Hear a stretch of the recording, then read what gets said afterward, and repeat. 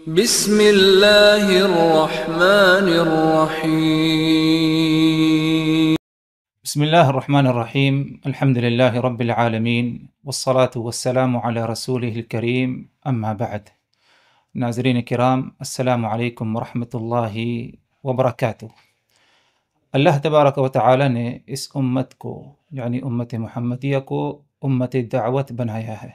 کنتم خیر امت اخرجت للناس تأمرون بالمعروف وتنہون عن المنکر وتؤمنون باللہ، کہ تم یعنی امت محمدیہ سب سے بہترین امت جسے لوگوں کے سامنے پیش کیا گیا، اور یہ خیریت، یہ فضیلت اس لیے تأمرون بالمعروف وتنہون عن المنکر وتؤمنون باللہ، کیونکہ تم نیکی کی طرف دعوت دیتے ہو، برائیوں سے روکتے ہو، اور اللہ تبارک و تعالیٰ پر ایمان لے آتے ہو۔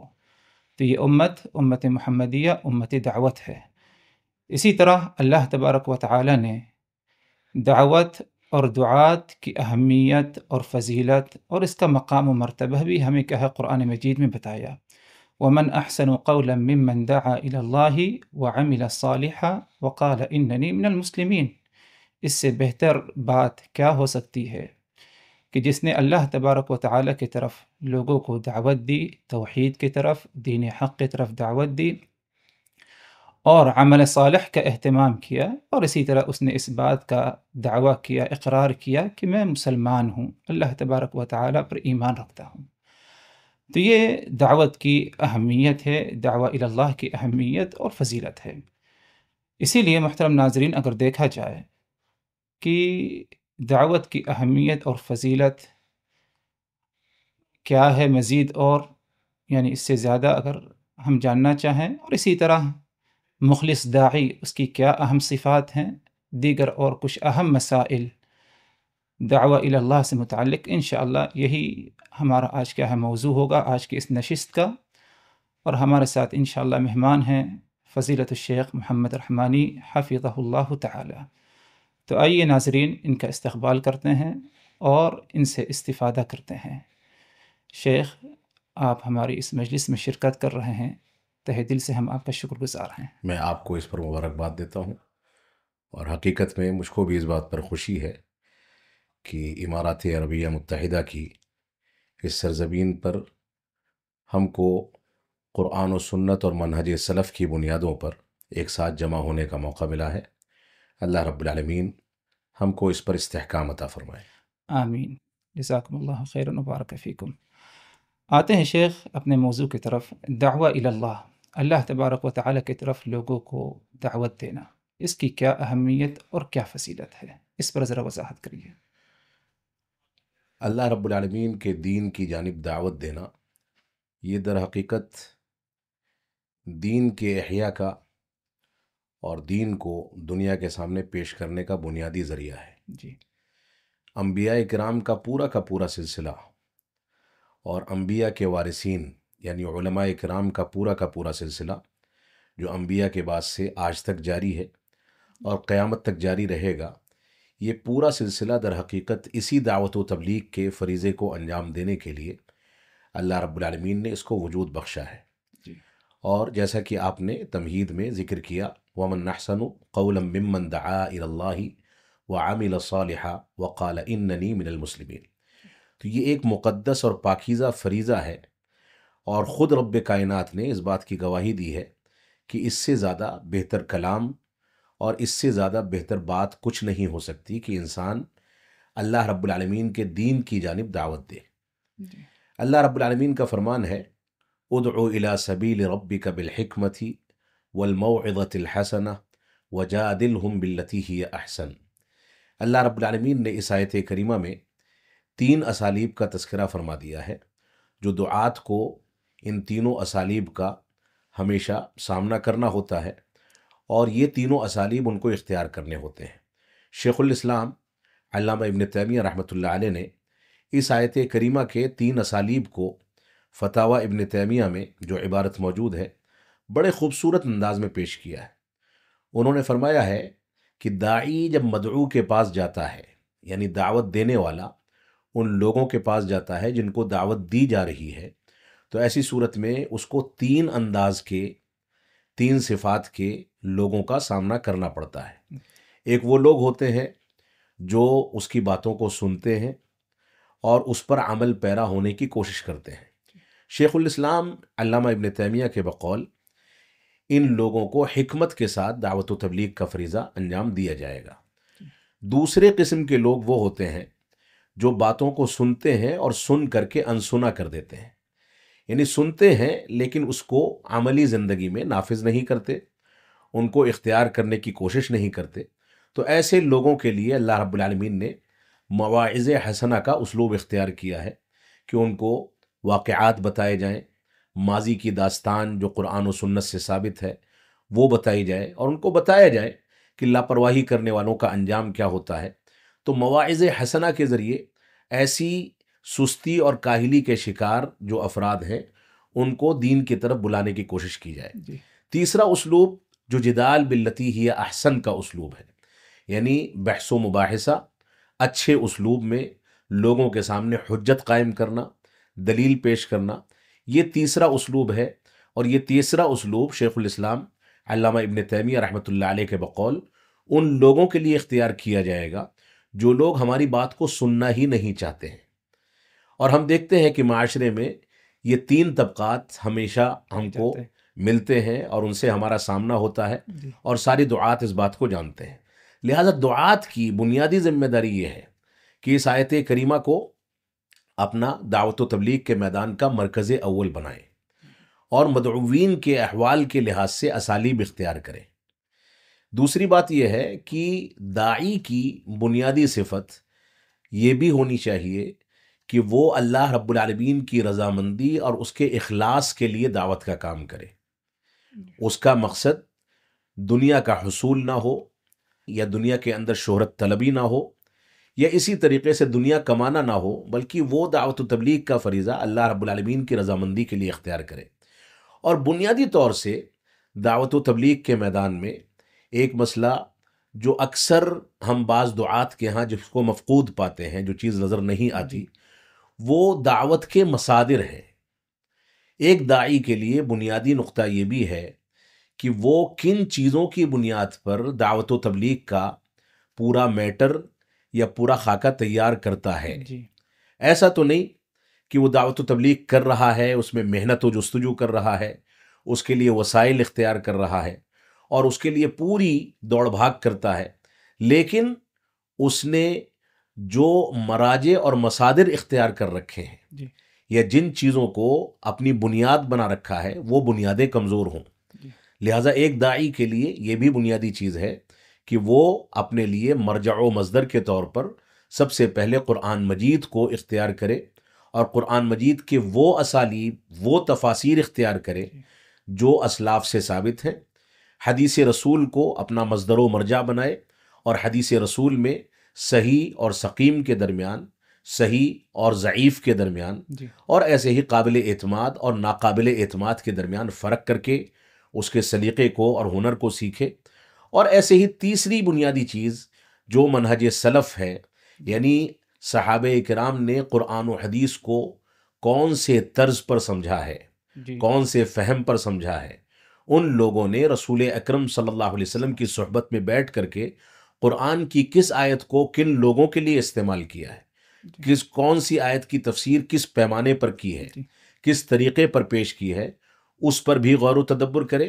حدیث رسول کا پس منظر کیا ہے، اس کا شان نزول کیا ہے، اس کے مقاصد کیا ہیں، حدیث رسول کا مطلوب کیا ہے، یہ بھی ایک داعی کا بنیادی ہدف ہے، بنیادی ذمہ داری ہے کہ وہ ان چیزوں کی باریکیوں سے واقف ہو۔ اور ایسے ہی وہ صحابہ کرام کے مقام اور اسلاف امت کی عظمت اور ان کے مقام کو سمجھ کر کے چلے، تاکہ قرآن و حدیث کو ایسے لوگوں کے اقوال کے ذریعے پیش نہ کرے جو اقوال اصحاب امت یا صحابہ کرام یا اسلاف امت کے فہم یا ان کی سوچ یا ان کی فکر یا ان کی طرز تفسیر یا طرز تشریح کے خلاف ہو۔ تو یہ ایک بنیادی عنصر ہے جو ایک داعی کے اندر ہونا چاہیے، اور ہر داعی کو اس پر غور و تدبر کرنا چاہیے، اپنا احتساب کرنا چاہیے کہ اس معاملے میں کہیں بھی اس کے اندر کوئی تساہل، کوئی سستی یا کسی انداز کی کج روی یا کوئی بے راہ روی اس کے یہاں نہ آنے پائے۔ جزاک اللہ خیر۔ اس سے قبل کہ ہم آگے بڑھیں، تھوڑا سا اگر آپ اجازت دیتے ہیں پیچھے کی طرف لوٹتے ہیں۔ آپ نے کہا کہ داعی کی صفات میں سے ایک اہم صفت یہ ہے کہ اس کے اندر اخلاص پایا جائے، دعوت کا کام للہیت خلوصیت کے ساتھ کرے۔ اب ظاہر سی بات ہے کہ اخلاص کا جو معاملہ ہے وہ ایک انسان یا ایک داعی اور رب کے درمیان کا معاملہ ہے، لیکن کیا بظاہر کوئی ایسی علامات یا یعنی چیزیں پائی جا سکتی ہیں کہ سامنے والے یا عوام الناس سمجھ سکیں کہ ہاں فلاں کے اندر اخلاص ہے یا نہیں ہے؟ اگر اس کے بارے میں کچھ وضاحت۔ یہ ایک بہت نازک مسئلہ ہے جی اور عام طور سے عوام اس سلسلے میں دھوکے کا شکار ہو جی، جاتا ہے۔ ظاہر سی بات کسی کی نیت پر حملہ تو ہم ہم کر نہیں کسی کی سکتے نیت کو، ہم کسی کے دل کو چیر کے دیکھ جی، بھی نہیں سکتے ہیں، کیونکہ قرائن بعض اس اوقات کے کچھ قرائن ہو سکتے جی ہیں۔ مثال کے طور پر ایک داعی جو للہیت اختیار کرتا ہے، جی اللہ رب العالمین کا اخلاص اختیار کرتا ہے، تو اس اخلاص اور اس للہیت کے مظاہر اس کی زندگی میں کہیں نہ کہیں نمایاں ہوتے ہیں۔ یہ ایک الگ مسئلہ ہے کہ عوام ان مظاہر کو بھاپ سکے، سمجھ سکے، نہ سمجھ سکے۔ اس وجہ سے عوام کی ایک بنیادی ذمہ داری یہ ہے کہ وہ کبار علماء، بڑے علماء جو علاقے کے، ان کے شہر کے، ان کی بستی یا ان کے علاقے کے بڑے علماء ہیں، ان علماء کے ذریعے بقیہ دعات کے بارے میں رہنمائی حاصل کریں۔ اور میں سمجھتا ہوں کہ علماء ان چیزوں کو اپنے نور کے ذریعے یا اپنی ذہانت کے ذریعے، جی نور کے بجائے اس میں ذہانت کا لفظ استعمال کیا جائے، یعنی ان کے اندر علم کی جو گہرائی ہے، جی علم کی بنیاد پر جو ذہانت پیدا ہوتی ہے، اس کی بنیاد پر وہ پرکھ سکتے ہیں صحیح کہ کس کے اندر کتنا اخلاص ہے، کس کی نیت کتنی درست ہے۔ یہ حقیقی بات ہے کہ اخلاص کا تعلق ہمارے دل سے ہے، اور دل کا تعلق رب کائنات کے علم سے ہے۔ ہم اس کے اوپر نہ حکم لگا سکتے ہیں، نہ کسی کو یہ کہہ سکتے ہیں کہ آپ مخلص نہیں ہیں، نہ ہی یہ کسی کے بارے میں دعویٰ کر سکتے ہیں کہ فلاں 100% مخلص ہے۔ صحیح لیکن قرائن ایسے ہو سکتے ہیں، اور جب انسان ان قرائن کی بنیاد پر علماء کی رہنمائی میں کسی کے بارے میں فیصلہ کرے گا، تو کم از کم جو ایک عام فہم فضا بن گئی ہے کہ بغیر کسی تحقیق کے کسی پر اعتماد کر لیا جائے، کم از کم اس کے اندر ایک اصول پسندی پیدا ہوگی۔ علماء کی رہنمائی میں اس کے اندر کچھ نہ کچھ اصلاحات پیدا ہوں گی، اور اس کے نتیجے میں امید یہ کی جاتی ہے کہ اللہ رب العالمین کے مقرب بندوں اور مخلص بندوں سے ہم قریب جا سکیں گے، اور یہ اخلاص انشاءاللہ دعوت کے میدان میں جب منتخب کیا جائے گا، اس کو تلاش کیا جائے گا، تو اس کے اچھے نتائج نکل کر کے سامنے آئیں گے۔ صحیح، جزاک اللہ خیر۔ ایک اور بات اگر آپ اجازت دیں، اسی سے متعلق ہے، ضمن آپ نے اس کی طرف اشارہ فرمایا کہ کبار علماء کی طرف رجوع کریں ہم، یعنی عوام کو چاہیے۔ اب کبار کبھی کوئی معیار ہے کہ عوام اس معیار کو اپنے سامنے رکھے، کیونکہ انسان اگر دیکھا جائے آج کسی کو کبار میں شمار کر دیتا ہے، کسی کو صغار میں شمار کر دیتا ہے، نفس پرستی کا جو دیکھیے، معاملہ ہے۔ اصل میں آج کے دور میں ہم یہ اگر کہیں، میں کسی کی نیت پر بھی بات نہیں کہہ رہا ہوں، لیکن اگر یہ بات کہی جائے تو یہ حقیقت ہے، اور ایک کڑوی اور تلخ حقیقت ہے ہمارے معاشرے کی، کہ ہمارے معاشرے کے بعض لوگ جن کو تجربات نہیں ہیں، جن کے پاس گہرا علم نہیں ہے، جو علماء کی صحبت سے بہت قریب نہیں ہیں، دور ہیں، ایسے لوگ بہت جلدی کسی کے اوپر حکم لگا دیتے ہیں، یا اپنی مرضی کے حساب سے کسی کو بڑا عالم، کسی کو چھوٹا عالم بنا دیتے ہیں، اور اپنی مرضی کے حساب سے یہ دعویٰ کرتے ہیں کہ فلاں ایسا ہے، فلاں ایسا ہے۔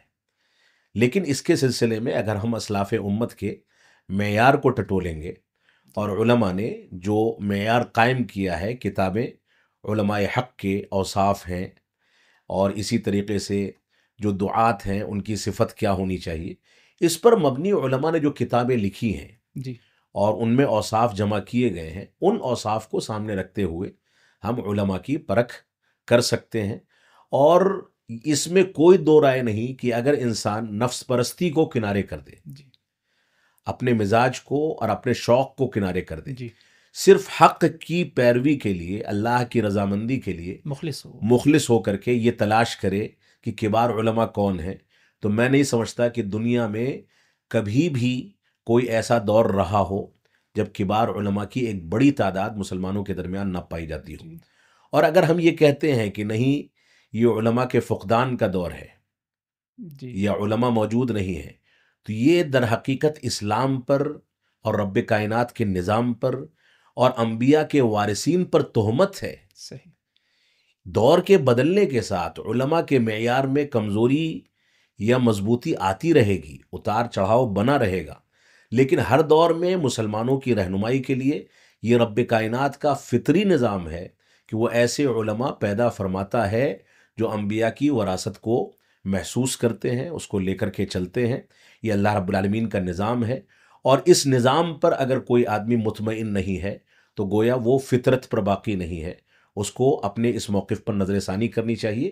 اللہ رب العالمین کا فضل ہے کہ ساری دنیا کے تمام ممالک میں کوئی ملک ایسا نہیں ہوگا جہاں پر علماء حق موجود نہ ہو، ایسے علماء موجود نہ ہو جن کے اندر وہ صفات پائی جاتی ہوں جن صفات کا تذکرہ اسلاف امت نے اپنے دروس و محاضرات میں یا اپنی کتابوں میں کر رکھا ہے۔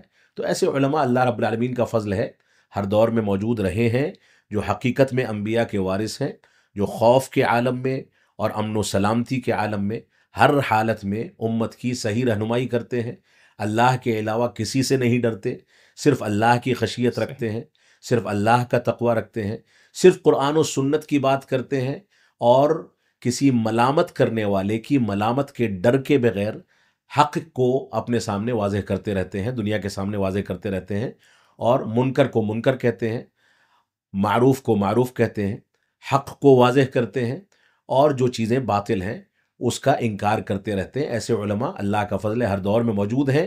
عملی لحاظ سے کسی عالم کے اندر کوئی کمی ہو سکتی ہے، لیکن اگر اس کے یہاں یہ صفات غالب ہیں تو ہم اس سے خیر کی امید رکھتے ہیں، اور یہی امید رکھتے ہیں کہ اللہ رب العالمین نے اس کو اپنے دین کی دعوت و تبلیغ کے لیے منتخب فرمایا ہے۔ جی، جزاک اللہ خیر۔ دوسری بات جو آپ نے فرمائی ایک داعی کی صفات سے متعلق کہ اس کا جو مصدر ہو کتاب و سنت ہو۔ اب کتاب اللہ کے بارے میں تو کوئی شک و شبہ نہیں، الحمدللہ، یعنی تمام قرآنی آیات متواتر ہم تک منقول ہیں، لیکن جہاں تک معاملہ سنت نبی یا احادیث کا معاملہ ہے، دیکھا جاتا ہے بعض دفعہ کہ بہت ہی تساہل سے کام لیا جاتا ہے۔ بعض احادیث یا آثار یا صحابہ کرام کے اقوال جو کہ سندن صحیح نہ ہوں، ضعیف ہوں، بلکہ بسا اوقات شدید قسم کا ضعف اس میں پایا جاتا ہے، اور خاص طور پر اس کا تعلق فضائل سے ہے، تو اس پر اعتماد کرنا ایک داعی کے لیے کتنا مناسب ہوگا؟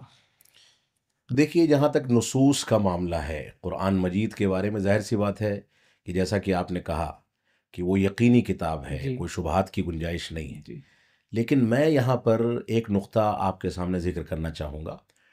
عمر بن خطاب رضی اللہ تعالیٰ عنہ کا ایک فرمان ہے جی، جو میرے خیال سے الابانہ کے اندر موجود ہے، اور روایت صحیح ہے کہ سیأتی اناس یجادلونکم بشبہات القرآن، کہ تمہارے درمیان عنقریب ایسے افراد آئیں گے جو قرآن مجید کے شبہات کے ذریعے تمہارے درمیان نزاعات پیدا کریں گے، شبہات پیدا کریں گے، جھگڑے پیدا کریں گے۔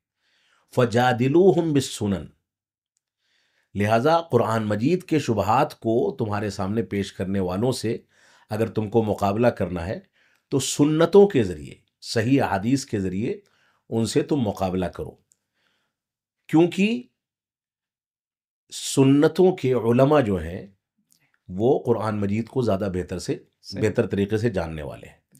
تو اصل میں دیکھیے، میں آپ کو ایک مثال دوں گا۔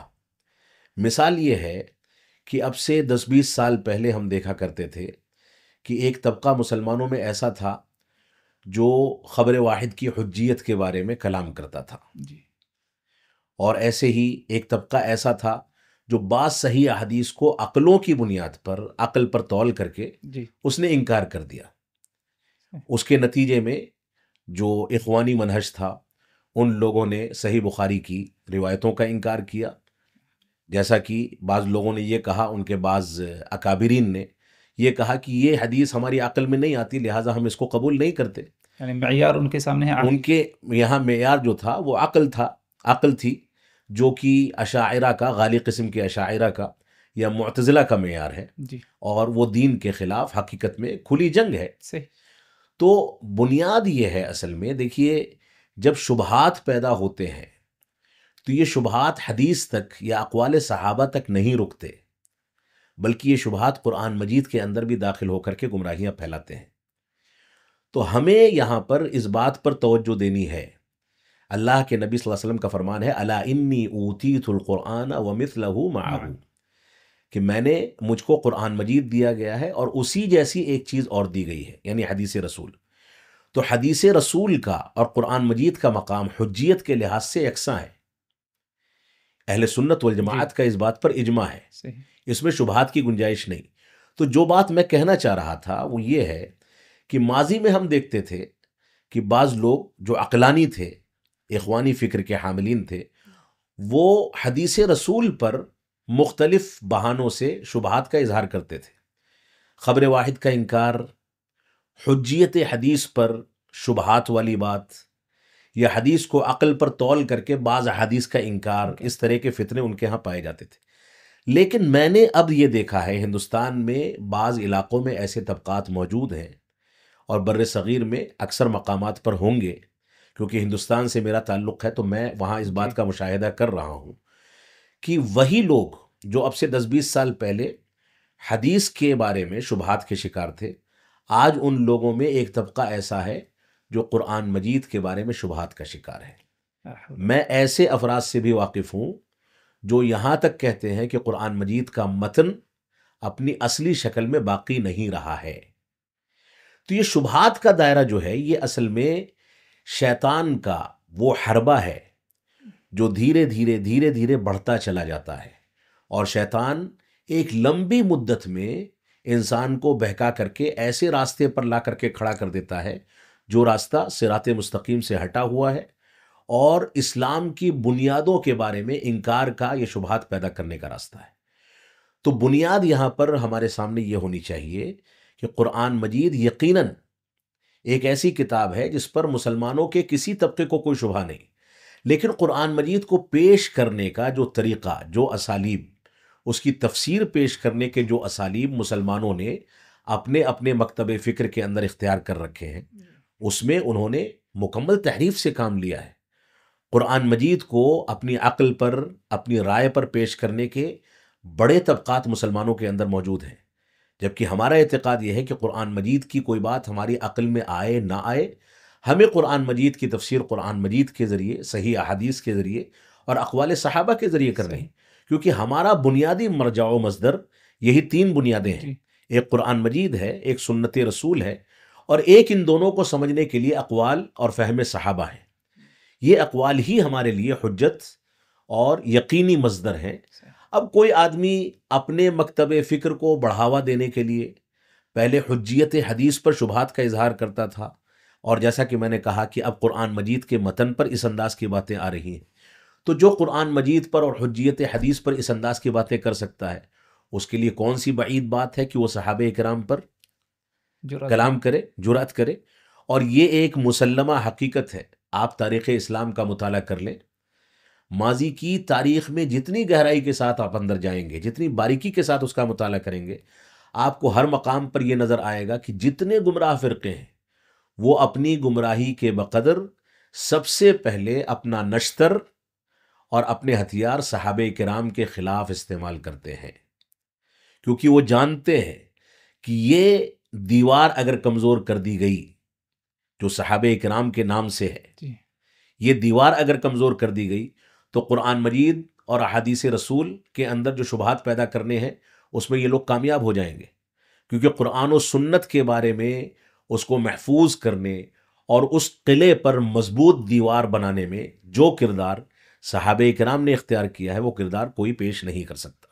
اور یہاں پر ایک چھوٹی سی مثال دے کر کے میں اس بات کو ختم کروں گا کہ شیطان شبہات پیدا کرتا ہے، بلکہ ماضی میں مجھے اس کا حوالہ یاد نہیں ہے لیکن اس کا تذکرہ میں نے بعض جگہوں پر کر رکھا ہے کہ شیطان آ کر کے ایک انسان سے کہتا ہے کہ تم کو کس نے پیدا کیا ہے؟ انسان کہتا ہے میرے رب نے پیدا کیا ہے۔ کہتا ہے تمہارے ماں باپ کو کس نے پیدا کیا ہے، فلاں چیزوں کو کس نے پیدا کیا ہے؟ وہ ہر چیز کے جواب میں یہی کہتا ہے کہ میرے اللہ نے پیدا کیا ہے، میرے رب نے پیدا کیا ہے۔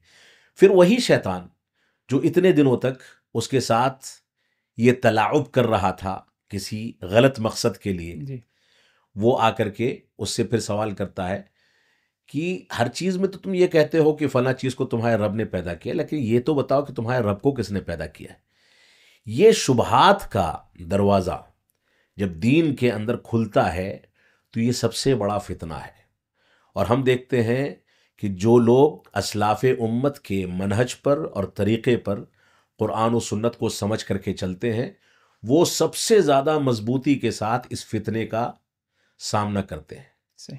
اور اس کے خلاف ننگی تلوار بن کر کے کھڑے ہوتے ہیں۔ لہذا ہماری بنیادی ذمہ داری یہ ہے کہ ہم یہ تفریق ہی نہ کریں کہ قرآن مجید کے بارے میں یا سنت رسول کے بارے میں یا عظمت صحابہ کے بارے میں الگ الگ طریقے سے ہمیں کوئی بات کرنی پڑے۔ ہم تو یہ کہتے ہیں کہ یہ تینوں ایسے مراجع و مصادر ہیں جن کی گواہی خود رب کائنات نے قرآن مجید کے اندر دے رکھی ہے۔ قرآن مجید کو اپنانے والے ایمانداری کے ساتھ یہ دعویٰ نہیں کر سکتے کہ قرآن مجید کو چھوڑ کر کے وہ سنت رسول کا حق ادا کر دیں گے۔ صحیح۔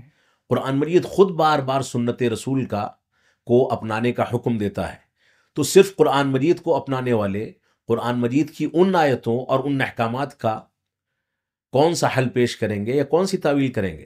اور قرآن مجید خود عظمت صحابہ کے بارے میں بار بار گویا ہے، بار بار ان سے رضامندی کا اعلان کرتا ہے، بار بار ان کا حوالہ دیتا ہے، بار بار ان کی مثالیں دیتا ہے کہ یہ چھوٹا سا بیج بویا گیا تھا جو دھیرے دھیرے تناور درخت بن گیا، اور اب کفار اور مشرکین اس کو دیکھ کر کے غضبناک ہوتے ہیں۔ صحیح۔ تو یہ اصل میں یہ ایسے سنگم ہیں جو تینوں کی تینوں چیزیں ایک ساتھ لے کر کے جو لوگ چلتے ہیں وہی اسلام کی حقیقی ترجمانی کر سکتے ہیں، صحیح۔ ورنہ اس میں کسی نے تفریق کر دی، کسی نے صحابہ اکرام کے اوپر تنقید کرنے کا کوئی بہانہ تلاش کر لیا، چاہے وہ بہانہ خلافت و ملوکیت کے بہانے سے صحابہ اکرام کے درمیان تفریق کرنے کا بہانہ ہو، چاہے کوئی دوسرا بہانہ ہو، جس نے بھی یہ بہانے تلاش کیے وہ کہیں نہ کہیں جا کر کے شیطان کی پیروی کرنے اور شیطان کی تقلید کرنے کے نتیجے میں گمراہی کے گڈھے میں گرا ہے۔ لہٰذا ہمارے لیے دنیا کی کامیابی بھی یہی ہے اور آخرت میں بھی یہی کامیابی کا راز ہے کہ ہم ان تینوں کے تینوں چشمے صافی کو لے کر کے چلیں، اس کے بغیر کوئی مسلمان کامیاب نہیں ہو سکتا ہے۔ جزاک اللہ خیر۔ ایک تیسری بات یا ایک اہم صفت آپ نے یہ بھی بتائی کہ داعی کا تعلق منہج سلف سے ہو اور منہج سلف کو اہمیت دے۔ ظاہر سی بات اس کی اہمیت داعی کے لیے ہے، لیکن آج اگر دیکھا جائے تو ہر ایک اس کا دعویٰ کرتا ہے کہ ہماری دعوت سلفی دعوت یا منہج سلف کے مطابق ہماری دعوت ہے۔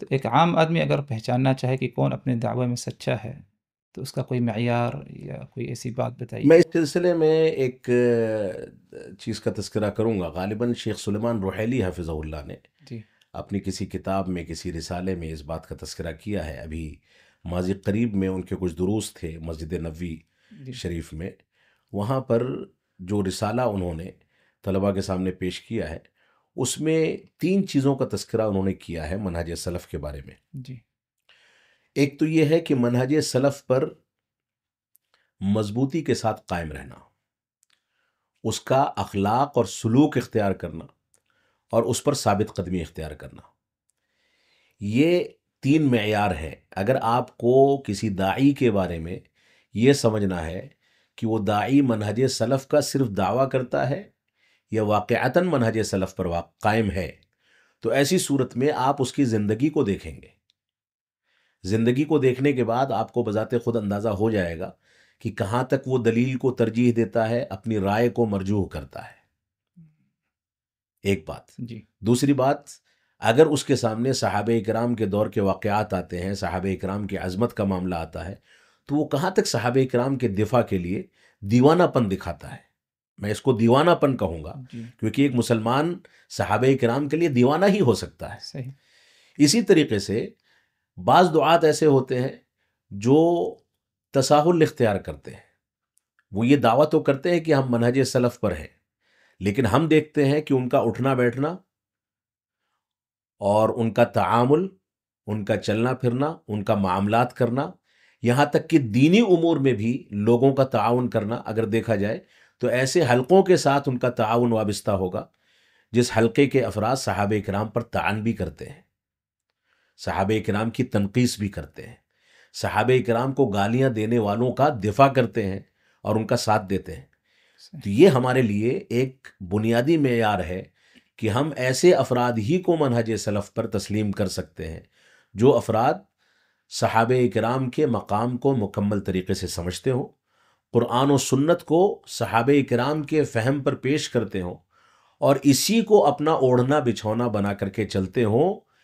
اس کے خلاف کرنے والوں سے وہ دعوت و تبلیغ کے لیے یا ان کی اصلاح کے لیے تو وابستہ ہو سکتے ہیں، جی لیکن ان کا ساتھ نہیں دے سکتے، ان سے محبت کا اظہار نہیں کر سکتے، کیونکہ ان کا شمار اہل بدعت میں ہونا چاہیے، صحیح اور اہل سنت والجماعت کا اہل بدعت کے ساتھ جو تعامل ہونا چاہیے وہ معروف ہے۔ صحیح لہٰذا منہج سلف کا صرف دعویٰ کر لینا کافی نہیں ہے، بلکہ اس دعوے کے مظاہر اس شخص کے اندر موجود ہونے چاہیے جی اور اس کے تقاضوں پر اس کو عمل کرنا چاہیے، اس کے بغیر وہ منہج سلف پر قائم نہیں مانا جائے گا۔ لیکن یہاں پر ایک بات کی صراحت میں کر دوں، بسا اوقات ماحول سے متاثر ہونے کے تناظر میں جی یا علمی کمزوری کے تناظر میں جی یا کبھی کبھار انسان دنیاوی مفادات کے تناظر میں بسا اوقات ان چیزوں میں تساہل کا شکار ہو جاتا ہے، سمجھوتا کر لیتا ہے۔ سمجھوتا کر لیتا ہے۔ دنیاوی اغراض ہوتی ہیں جی جس کی بنیاد پر وہ سمجھوتا کر لیتا ہے۔ سمجھوتا کرنے والوں کے ساتھ ہم اجنبیوں کا تعامل ابتداءً نہیں کرنا چاہتے، بلکہ ان کو اس گمراہی سے نکالنے یا اس ماحول سے نکالنے کے لیے ان سے گفتگو کرنی چاہیے، ان کے ساتھ نرمی کا پہلو اختیار کرنا چاہیے اور کوشش کرنی چاہیے کہ وہ اس بات کو سمجھیں اور اس کو نکال لیں۔ عموماً دیکھا یہ جاتا ہے کہ لوگ اس تنقید کو، جی جو تنقید ایسے افراد پر کی جاتی ہے تاکہ عوام کو اس شر سے محفوظ رکھا جا سکے، اس تنقید کو لوگ حکم سمجھ لیتے ہیں، جبکہ تنقید کرنے میں یعنی انکار منکر کرنے میں اور کسی پر حکم لگانے میں فرق ہے۔ صحیح عام طور سے دیکھا یہ جاتا ہے، ہندوستان کے تناظر میں ہم یہ دیکھتے ہیں کہ لوگ یہ کہتے ہیں کہ فلاں نے فلاں کے اوپر فلاں مسئلے میں تنقید کی ہے۔ جی تنقید جو ہے وہ علمی بنیادوں پر ہے، کیونکہ حق ہماری نظر میں صحیح شخصیات سے زیادہ محبوب ہے، صحیح لہذا حق کی وضاحت کے لیے اور کسی غلط موقف یا غلط نظریے سے عوام کو بچانے کے لیے کسی شخص پر اگر تنقید کی جاتی ہے تو یہ تنقید در حقیقت نصح و خیر خواہی ہے، اس شخص کو آخرت کے دردناک عذاب سے بچانے کی ایک پہل ہے۔ لہذا تنقید کرنے والوں کے لیے لوگوں کو شکر گزاری کا جذبہ اختیار کرنا چاہیے، صحیح اور تنقید جو ہے یہ حکم نہیں ہوتی۔ ہم کسی سلفی عالم پر یا قرآن و سنت پر چلنے والے عالم پر کوئی تنقید کرتے ہیں تو یہ تنقید خیر خواہانہ ہونی چاہیے، اس کی شخصیت کو نشانہ بنانے کے لیے نہیں ہونی چاہیے، لیکن تنقید کرنے کے مقصد سے یہ بھی مقصد نہیں ہونا چاہیے کہ ہم اس کو سلفیت سے خارج کر دیں یا اس کے بارے میں کوئی حکم لگائیں۔ یہ ہماری بنیاد ہے جس کو لوگوں کو سمجھنا چاہیے۔ جی ایک اور بات آپ سے سمجھنا چاہیں گے، ظاہر سی بات ہے کہ الحمدللہ دعوتی میدان سے آپ کا بھی تعلق ہے، ظاہر سی بات ہے کہ عصر حاضر میں بہت ساری مشکلات کے بارے میں سنا جاتا ہے کہ جن مشکلات کا سامنا کرنا پڑتا ہے عموماً دعات کو، ان مشکلات سے مقابلہ کیسے کیا جائے، اس کے بارے میں اگر کچھ وضاحت کریں۔ دیکھیے، مشکلات کا سامنا کرنے کا جو تعلق ہے یہ آج کی کوئی نئی تاریخ نہیں ہے۔ صحیح بات۔ آپ امام احمد بن حنبل کی تاریخ کو دیکھ لیں، امام مالک کی تاریخ کو دیکھ لیں، امام شافعی کی تاریخ کو دیکھ لیں، خود امام ابو حنیفہ رحمۃ اللہ علیہ کی تاریخ کو دیکھ لیں، ائمہ اربعہ کی تاریخ ہے، اس سے پہلے صحابہ کرام کا دور ہے، تابعین اعظام کا دور ہے، علماء سنت کا دور ہے، بعد کے ادوار میں فقہا کا دور ہے۔ جن لوگوں نے حق کی پیروی جتنی امانت داری سے کی ہے ان کو ان کے اس میدان میں اتنی مشکلات کا سامنا کرنا پڑا ہے۔ صحیح اس سلسلے میں ہمارے سامنے سورۃ العصر کا پیغام بنیادی پیغام ہے، جس میں اللہ رب العالمین نے صلاۃ عصر کی یا زمانے کی قسم کھا کر کے یہ واضح کر دیا ہے کہ ان الانسان لفی خسر، سارے کے سارے انسان خسارے اور گھاٹے میں ہیں، الا الذین آمنوا وعملوا الصالحات وتواصوا بالحق وتواصوا بالصبر۔ 4 لوگوں کی استثناء جو ہے جی یہ در حقیقت علماء حق کی صفت ہے۔ صحیح وہ لوگ جو ایمان کا حق ادا کرتے ہیں، ایمان کے تقاضوں، ایمان کے شرائط، ایمان کے ارکان اور ایمان کی پوری ترجمانی جو منہج سلف کے مطابق ہونی چاہیے، اس کی پیروی کرتے ہیں اور اعمال صالحہ کو انجام دیتے ہیں، اور اس میدان میں دعوت و تبلیغ کرتے ہیں، اور دعوت و تبلیغ کے میدان میں جو مشکلات آتی ہیں اس پر صبر کی وصیت کرتے ہیں۔ تو یہ تو انسانی تاریخ کا یا اسلامی تاریخ کا ایک بنیادی عنصر اور بنیادی حصہ ہے۔ جی دعات کو جب میدان دعوت میں وہ داخل ہوتے ہیں، جی داخل ہونے سے پہلے اپنی نیتوں کو خالص کرنا چاہیے۔ صحیح۔ اگر ان کے اندر اخلاص ہے تو میں نہیں سمجھتا کہ اخلاص پیدا کر کے دعوت و تبلیغ کا فریضہ انجام دینے والا ان مشکلات سے کبھی گھبراتا ہوگا۔ جو شخص اللہ کے لیے میدان میں نکلا ہے جی تو وہ جانتا ہے کہ ہمارے ائمہ نے اور ہمارے اسلاف نے کون سی مشکلات برداشت کی ہیں، لہٰذا وہ ان پر صبر کرتا ہے۔ وہ جانتا ہے کہ صبر اور علم، یقین، یہ دو ایسے بنیادی عنصر یا بنیادی ہتھیار ہیں جن کی بنیاد پر انسان کو دنیا کی امامت دی جاتی ہے۔ صحیح۔ وَجَعَلْنَا مِنْهُمْ أَئِمَّةً يَهْدُونَ بِأَمْرِنَا لَمَّا صَبَرُوا وَكَانُوا بِآيَاتِنَا يُوقِنُونَ۔ اللہ رب العالمین کا فرمان ہے کہ ہم نے ان میں سے ہدایت یافتہ ائمہ منتخب کیے کیونکہ انہوں نے صبر کیا تھا اور ہماری آیتوں پر، ہماری نشانیوں پر یقین رکھا تھا۔ تو یہ دو صفتیں تو داعی کے اندر بنیادی طور سے ہونی چاہیے، ایک تو علم کی گہرائی، دوسرا صبر و تحمل، اور یہ دونوں کی دونوں صفتیں اخلاص کے بغیر پیدا نہیں ہو سکتی۔ لہذا داعی جب میدان میں آتا ہے اس کو اللہ کی رضا کے لیے کام کرنا چاہیے، اپنے مفادات کو ترجیح نہیں دینی چاہیے، شہرت کو ترجیح نہیں دینی چاہیے، ٹی آر پی کمانے کے لیے یہ کام نہیں کرنا چاہیے، صرف کیمروں کا غلام نہیں بن جانا چاہیے، بلکہ دعوت و تبلیغ میں اس کو مختلف گوشوں میں اللہ کی رضا کے لیے کام کرنا چاہیے۔ جب انسان اللہ کی رضا کے لیے کام کرے گا تو مشکلات جو آئیں گی وہ فطری ہیں، ان مشکلات پر وہ صبر کرے گا، اور جو صبر کرے گا انشاءاللہ وہ کامیاب ہوگا۔ صحیح۔ تجربے کے مطابق، آپ کے تجربے کے مطابق، یعنی ہندوستان کے ماحول میں آج کن مشکلات کا عموماً سامنا کرنا پڑتا ہے اور ان کا مقابلہ کیسے کرے؟ ظاہر سی بات، آپ نے دو باتیں ذکر کی، علم ہے اور اخلاص ہے، اور اسی طرح ساتھ ساتھ کیا ہے، صبر سے کام لے۔ دیکھیے، میری اپنی رائے، ہو سکتا ہے کہ کسی کو اس سے اتفاق نہ بھی ہو، جی۔ میری اپنی رائے یہ ہے کہ ہندوستان کے ماحول میں اس وقت دعوت و تبلیغ کا میدان بہت کشادہ ہے، الحمدللہ۔ اور اللہ رب العالمین کے فضل و کرم سے اس کے امکانات پہلے کے مقابلے میں بڑھ گئے ہیں، بالکل۔ لیکن دو تین خدشات ہیں جن کا تذکرہ میں یہاں کرنا چاہوں گا۔ وہ خدشات کیا ہیں؟ ایک تو ہمیں دعوت و تبلیغ کرنے والوں کو، دعات کو، علماء کو ملکی آئین کے تناظر میں اقدامات کرنے چاہیے۔ اگر آئین سے ہٹ کر کے آدمی اپنی منمانی کوئی کام کرے گا تو وہ چاہے ہندوستان میں کرے، چاہے متحدہ عرب امارات میں کرے، چاہے سعودی عرب میں کرے، مشکلات کا اس کو سامنا کرنا پڑ سکتا ہے۔ تو ایک تو یہ ہے، اور خود ہمارا اسلام اس بات کی دعوت دیتا ہے کہ المسلمون علی شروطہم، ہم جہاں رہتے ہیں وہاں کے قوانین کا احترام کر کے چلیں۔ دعوت و تبلیغ کے میدان میں ایک مسئلہ یہ ہے کہ ہمیں قانون کے دائرے میں رہتے ہوئے اپنے لائحہ عمل کو تیار کرنا چاہیے۔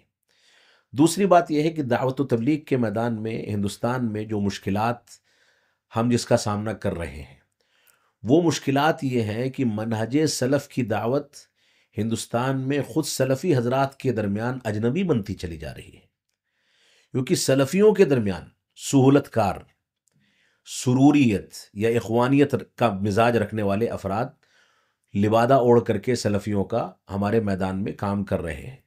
وسطیت کے نام پر، اعتدال کے نام پر لوگوں کو دھوکہ دیا جا رہا ہے۔ بنیادی طور سے ہماری یہ ذمہ داری ہے کہ ہم دعوت و تبلیغ کے میدان میں ایسے افراد کا انتخاب کریں جو خالص اسلامی دعوت کی پیروی کرنے والے لوگ ہیں، خالص منہج سلف کی پیروی کرنے والے لوگ ہیں۔ دوسری ایک کمی جس کو شدت کے ساتھ محسوس کیا جانا چاہیے، وہ کمی یہ ہے کہ ہندوستان میں اجتماعی دعوت کا اہتمام بہت بڑے پیمانے پر ہے، جی۔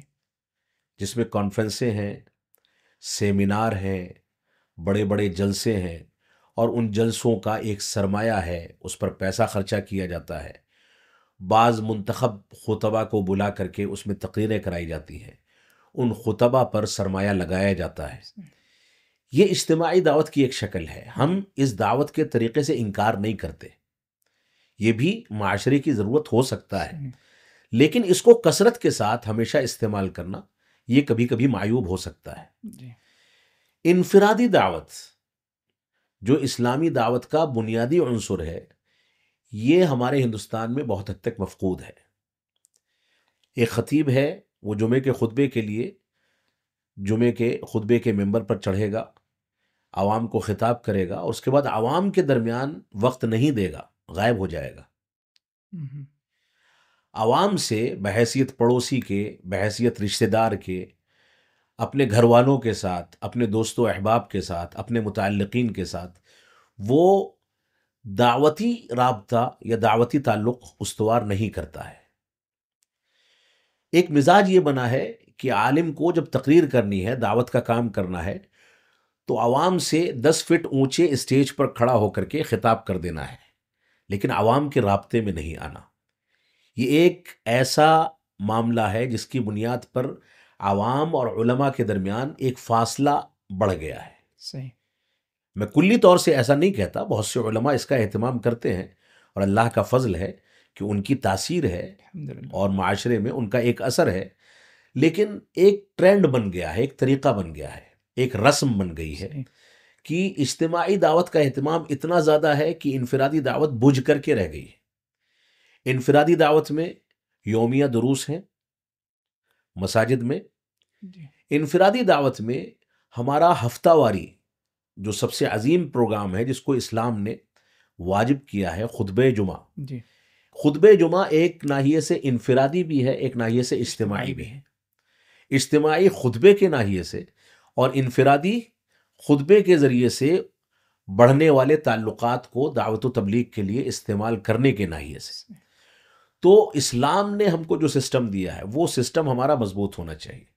دعوت و تبلیغ کے میدان میں ہندوستان میں جو اڑچنیں آتی ہیں، جیسا کہ آپ نے سوال کیا، اس میں ایک چیز یہ بھی ہے کہ خطبات جمعہ کی تنظیم و ترتیب، اور خطبات جمعہ کے لیے موضوعات کی تعین، اور خطبات جمعہ کو حالات حاضرہ کے تناظر میں پیش کرنے کی صلاحیت اور اس پر تربیت، جی۔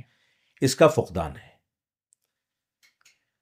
اس ضرورت کو ہم محسوس کرتے ہیں، اور ہم اپنے بڑوں سے یہ گزارش کرتے ہیں کہ وہ اس طرح کا بندوبست کریں کہ نئے علماء کو اس پر تربیت دی جائے کہ وہ عوام کی رہنمائی کیسے کریں، خطبات کے لیے کون سے موضوعات کی تعین کی جائے، کون سے اسالیب اختیار کیے جائیں، خطبات کے اندر کون سی زبان استعمال کی جائے، عوام سے رابطہ کیسے بنایا جائے، خطبات کے نکات کیا ہونے چاہیے، عقائد کی اصلاح کے لیے اگر خطبہ ہے تو اس کے نکات، ایسے ہی فضائل پر، عبادات پر، ہر چیز پر گوشے تیار ہونے چاہیے، تاکہ دعوت و تبلیغ کے انفرادی اور اجتماعی ڈھانچے کو مضبوط کیا جا سکے۔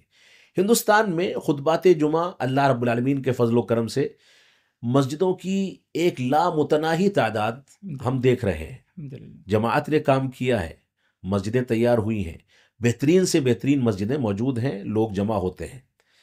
اگر اس پہلو پر بھی کام کیا جائے کہ انہی مسجدوں کو یومیہ دروس یا ہفتہ واری دروس کے لیے، یا متون علمیہ کے دروس کے لیے، یا ایسے ہی اسلاف امت کی کتابوں کے دروس کے لیے، افہام و تفہیم کے لیے، اور بالخصوص خطبات جمعہ میں بہتر سے بہتر موضوعات کے انتخاب کے لیے استعمال کیا جائے، تو میں سمجھتا ہوں کہ اگر ہماری مسجدوں کا سسٹم مضبوط ہو جائے گا تو ہم کئی سال گزر جائے، ہم جلسہ نہ کریں تو کوئی نقصان ہمیں نہیں ہونے والا ہے۔ لہٰذا مسجدوں کے کردار کو مضبوط کیا جانا چاہیے، اس پر ہماری جماعت کو توجہ دینی چاہیے۔ یہ اللہ رب العالمین کا بہت بڑا کرم ہے کہ جماعت اہل حدیث کی ہر مسجد میں خطبات جمعہ علمی اور مقامی زبان میں پیش کیے جاتے ہیں۔ الحمدللہ۔ اگر انہی کی ترتیب تھوڑی سی اور مضبوط کر دی جائے تو میں سمجھتا ہوں جماعت کا مشن بہت تیزی کے ساتھ اور مضبوطی کے ساتھ آگے بڑھ سکتا ہے۔ شاید آپ کی باتوں سے یہ نتیجہ اخذ کیا جا سکتا ہے کہ مساجد ہی کو مرکز بنایا جائے دعوت و تبلیغ کے لیے، بنسبت دوسری چیزوں کی شاید زیادہ بہتر ہے؟ اسلاف امت کے یہاں تو اصل یہی تصور ہے. خود آپ مسجد نبوی صلی اللہ علیہ وسلم کا کردار دیکھ لیں. اللہ کے رسول صلی اللہ علیہ وسلم جب ہجرت کر کے آئے تو مسجد نبوی کے دروس ہیں، خطبات ہیں. انہی دروس اور خطبات کی بنیاد پر آج مسجدیں اور جلسے قائم ہیں. صحابہ کرام کے دور میں مساجد کے کردار کو آپ دیکھ سکتے ہیں. مسجد قباء کا کردار ہے، مسجد نبوی کا کردار ہے، دوسری مساجد کا کردار ہے. یہ ایک پوری تاریخ ہے. اور خود جو اسلام کی پہلی یونیورسٹی ہے، جو صفا کا چبوترا ہے، وہ مسجد نبوی کا ایک چبوترا ہے جہاں سے علم کے چشمے پھوٹتے تھے. جی. تو یقیناً مسجدوں کا کردار بہت بنیادی ہے. مسجدوں کے کردار کو مضبوط کرنے کا ایک بہت بڑا فائدہ یہ بھی ہے کہ لوگوں کو مسجدوں سے جوڑنے میں ہم کامیاب ہو سکیں گے. صحیح. ہم کثرت کے ساتھ اس بات کو محسوس کرتے ہیں کہ ایک ایسا مسلمان ہے جو جلسوں میں تو حاضری دے دیتا ہے، آ کر کے تقریریں سنتا ہے، علماء کو داد دیتا ہے، علماء کی تقریروں کی تحسین کرتا ہے اور اپنے تبصرے پیش کرتا ہے، لیکن وہی مسلمان مسجد سے غائب نظر آتا ہے. تو مسجدوں کے کردار کو مضبوط کرنا تو یہ بنیادی تقاضا ہے، اور موجودہ وقت میں اس پر باقاعدہ اخلاص کے ساتھ مضبوط کام کرنے کی ضرورت ہے. جلسے کمزور ہو جائیں گے اس کو برداشت کیا جا سکتا ہے، لیکن مسجدوں کا کردار اگر کمزور ہوگا تو میں سمجھتا ہوں کہ ہمارا اسلام اور ہماری دعوت باقی نہیں رہیں گے. لہذا مسجدوں کے کردار کو مضبوط کرنا یہ ہر عالم دین کی اور جماعت کے ہر ذمہ دار کی بنیادی ذمہ داری اور بنیادی فریضہ ہے. اللہ رب العالمین ہم کو اس بات کی توفیق عطا فرمائے. آمین آمین. اسی موضوع سے یا اسی مسئلے سے متعلق ایک آخری مسئلہ اگر اس کی وضاحت کر دیجیے. آج دیکھا جاتا ہے خود ہمارے ہی ہندوستانی بھائی حضرات کہ ہندوستان میں دعوت تبلیغ کے لیے بہت ہی یعنی مشکل ہے آج کے ماحول میں. کہاں تک یہ بات صحیح ہو سکتی ہے؟ نہیں، جیسا کہ میں نے اس سے پہلے والے سوال میں کہا، میں نے لیکن سوال میں کہا یہ بات اس کی تردید آئی، کیسے کریں ہم؟ یہ بات آئی ہے. دیکھیے، ہندوستان کے ماحول میں نہیں سمجھتا کہ کسی علاقے میں خطبات جمعہ کے اوپر کوئی پابندی ہے. بالکل درست. صحیح. کسی مسجد میں درس دینے کے بارے میں کوئی پابندی ہے. میں نہیں سمجھتا کہ کسی مسجد میں کوئی نماز پڑھنے کے بارے میں کسی انداز کی کوئی پابندی ہے. مسجدوں کا کردار تو مفتوح طریقے سے چل رہا ہے. الحمدللہ. یہ اللہ رب العالمین کا فضل ہے. آپ کو کہیں یہ پابند نہیں کیا گیا کہ آپ اپنے پڑوسی کو نماز کی دعوت دیں. آپ دعوت دے سکتے ہیں. صحیح. آپ کو خود اس بات کا پابند نہیں کیا گیا کہ آپ صلاۃ فجر میں بیدار ہو کر کے مسجدوں میں حاضری دیں. یہ تو ہمارا خود کا کردار ہے کہ مسلمان علاقوں کی مسجدیں صلاۃ فجر میں ویران پڑی ہیں. یہ ہمارے خود کا کردار ہے کہ ہمارا پڑوسی نشہ کرتا ہے اور ہم اس سے ایک بار گفتگو تک نہیں کرتے. یہ ہمارا خود کا کردار ہے کہ ہمارے گھر میں ہمارے بچے، ہمارے ماں باپ، ہمارے متعلقین پڑے رہتے ہیں، نماز کے لیے بیدار نہیں ہوتے. ہم ان سے ایک زبان نہیں کہتے کہ آپ نماز کیوں نہیں پڑھتے. یہ مسلم معاشرے یا مسلم خاندانوں کی کہانی ہے صحیح. جو ہمارے معاشرے کے اندر کثرت کے ساتھ دیکھی جا سکتی ہے. تو دعوت و تبلیغ کا دائرہ اگر ہم یہی سمجھتے ہیں کہ صرف کانفرنس کر دی جائے، جلسے کر دیے جائیں، تو ہو سکتا ہے کہ کسی علاقے میں اس میں دشواریاں ہوں، لیکن دعوت و تبلیغ تو 0 سے لے کر کے 100 نمبر تک ہے. جی. اپنی ذات سے لے کر کے اپنے متعلقین، اور اپنے متعلقین سے لے کر کے اپنے پڑوسیوں، اور اس کے بعد آفس کے کولیگس، اس کے بعد جس مسجد یا مدرسے یا جس بھی تنظیم میں آپ کام کرتے ہیں وہاں اٹھنے بیٹھنے والوں کے ساتھ آپ دعوت و تبلیغ کر سکتے ہیں. کس نے آپ کو روکا ہے کہ آپ اپنی بغل کی کرسی پر بیٹھے ہوئے کسی آدمی سے گفتگو کریں؟ آپ بس میں سفر کرتے ہیں، ہوائی جہاز میں سفر کرتے ہیں، ٹرین میں سفر کرتے ہیں، آپ کے لیے ہر جگہ مواقع بات چیت کرنے کے ہیں. تو وہ بات چیت جس کو کرنے کے مواقع موجود ہیں، وہ بات چیت اسلام کے دائرے میں کیوں نہ کی جائے؟ تو یہ کہنے کی بات ہے. ہم نے ایک ذہن میں اپنے ایک خاکہ بیٹھا لیا ہے کہ ہندوستان کے حالات ایسے ہیں ویسے ہیں. جی. میں اس بات کو تسلیم نہیں کرتا. ہم جب تک اپنے لیے جو ماحول تیار کریں گے وہ ماحول ہمارے لیے تیار ہوگا. صحیح.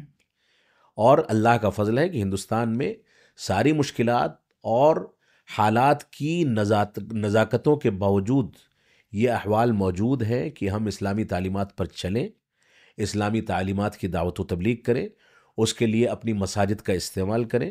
مساجد میں خطبات جمعہ میں اہم سے اہم موضوعات اختیار کیے جائیں اور دروس اور محاضرات کا اہتمام کیا جائے، لوگوں کو نمازوں سے جوڑ کر کے ان کے گھروں تک ان سے تعلقات بنا کر کے ان کے ساتھ دعوت و تبلیغ کا رشتہ مضبوط کیا جائے۔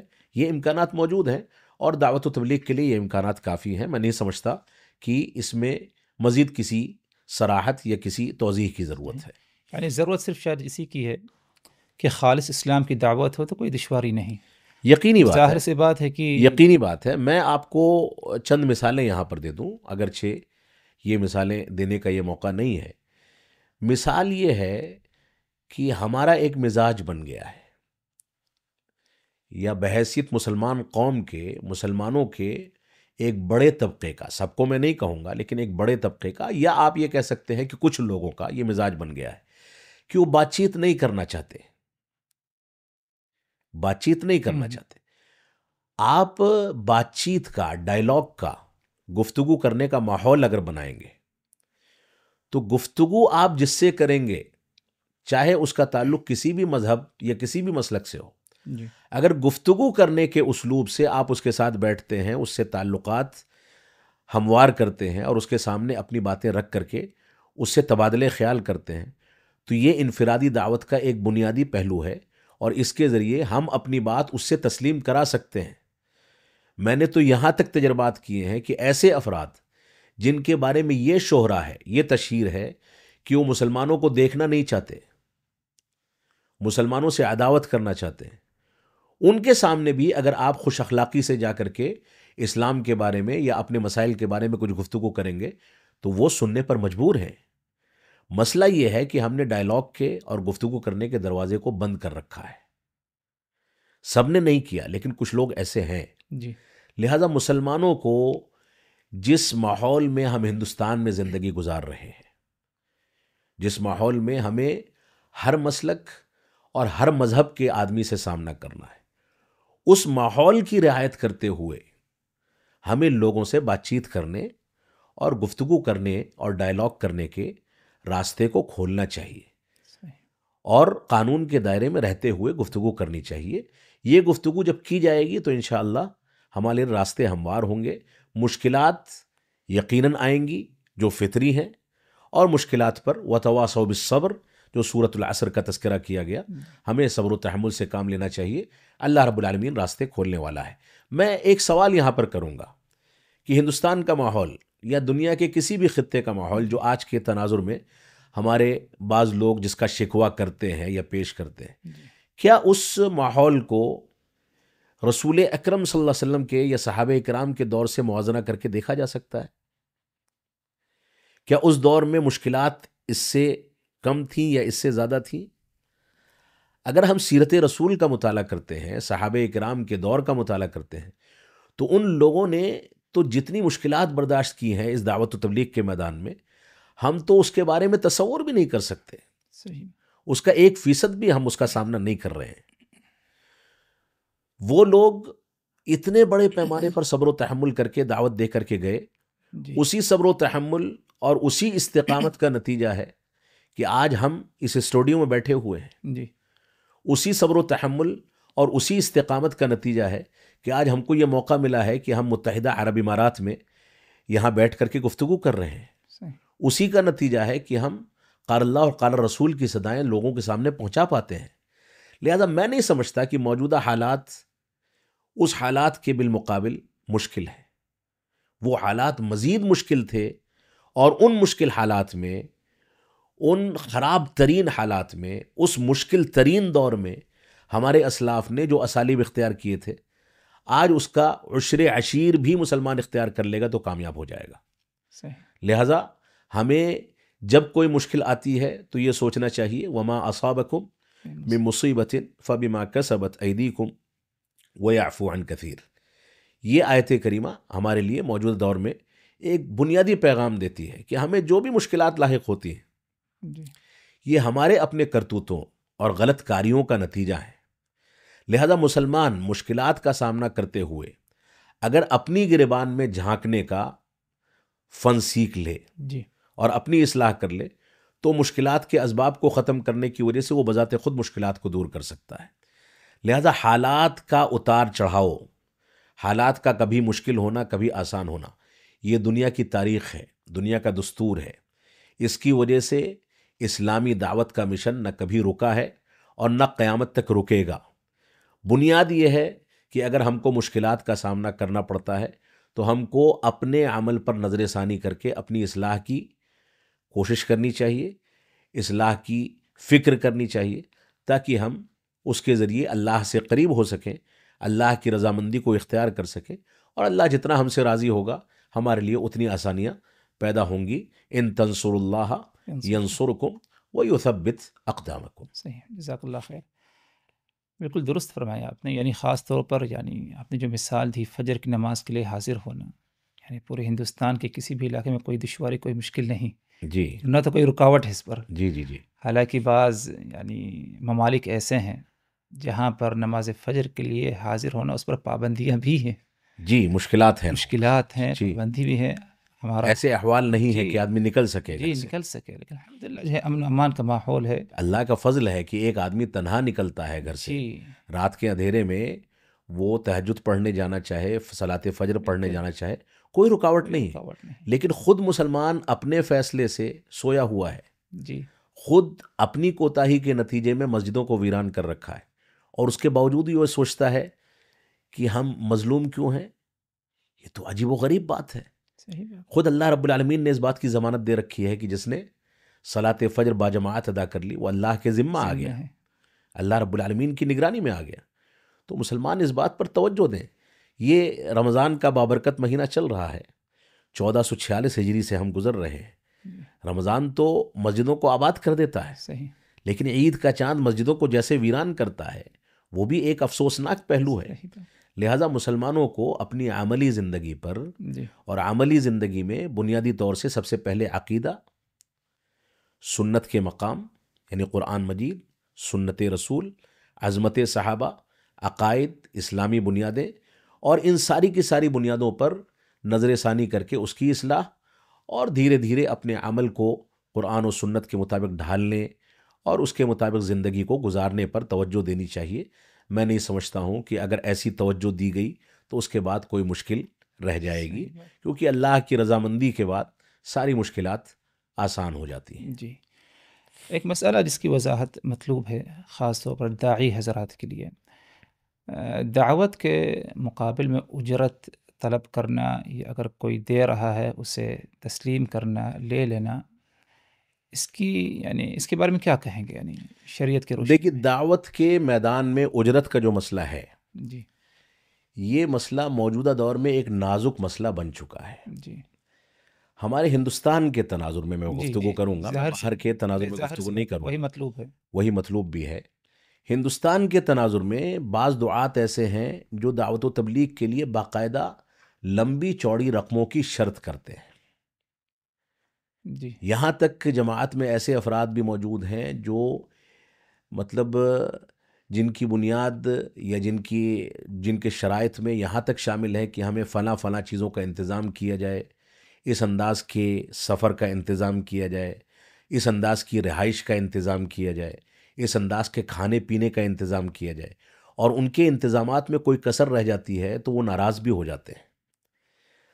ایک گھنٹے کی تقریر کے لیے 1,00,000 روپے تک ادا کرنے کی روایتیں موجود ہیں۔ جماعت اہل حدیث کی میں بات کر رہا ہوں، جی جی دوسری جماعتوں میں یہ چیز کثرت کے ساتھ ہے۔ جی یہ جو رواج بن گیا ہے، اور کچھ علاقوں میں تو رواج ایسا ہے کہ جلسے صرف چندہ جمع کرنے کے لیے منعقد کیے جاتے ہیں، اور اس میں ایسے خطیبوں کو بلایا جاتا ہے جو خطیب دیر تک عوام کو ٹکا کر کے رکھ سکیں، اور ان کی خطابت کے دوران چندہ کیا جائے اور زیادہ سے زیادہ چندہ ہو سکے۔ جی یہ جو دعوت و تبلیغ کے میدان کو یا دعوت و تبلیغ کے فریضے کو مال کے ساتھ اس حد تک جوڑ دیا گیا ہے، اس کی وجہ سے دعوت و تبلیغ کی تاثیر کمزور پڑی ہے۔ تو داعی کے لیے جب وہ دعوت و تبلیغ کے لیے رخت سفر باندھتا ہے اور اپنا وقت نکالتا ہے، محنت و جستجو کرتا ہے، تیاری کرتا ہے، جا کر کے خطاب کرتا ہے، تو جو لوگ اس کے لیے یہ انتظامات کر رہے ہیں ان کی یقیناً یہ ذمہ داری ہے کہ اس کو اس حد تک ہدیہ تحفہ پیش کریں کہ اس نے جو وقت دیا ہے اس کا معاوضہ کسی حد تک اس کو مل سکے. صحیح. لیکن اس چیز کو رواج نہیں بنایا جانا چاہیے اور نہ ہی خطیب کی جانب سے اس کا مطالبہ ہونا چاہیے. دوسری بات یہ ہے کہ دعوت و تبلیغ کے اسی پہلو کو اگر ہم سامنے رکھتے ہیں جی. تو ہمارے سامنے کثرت کے ساتھ یہ چیز آتی ہے کہ ایک شب میں تقریر کرنے کے نتیجے میں کسی خطیب کو 75,000 روپے 1,00,000 روپے پیش کیے گئے. جس مسجد کی انتظامیہ کی طرف سے وہ جلسہ کیا گیا ہے جی. اس مسجد کے امام و خطیب کو پورے سال میں اتنی تنخواہ نہیں دی جاتی. لا حول ولا قوت.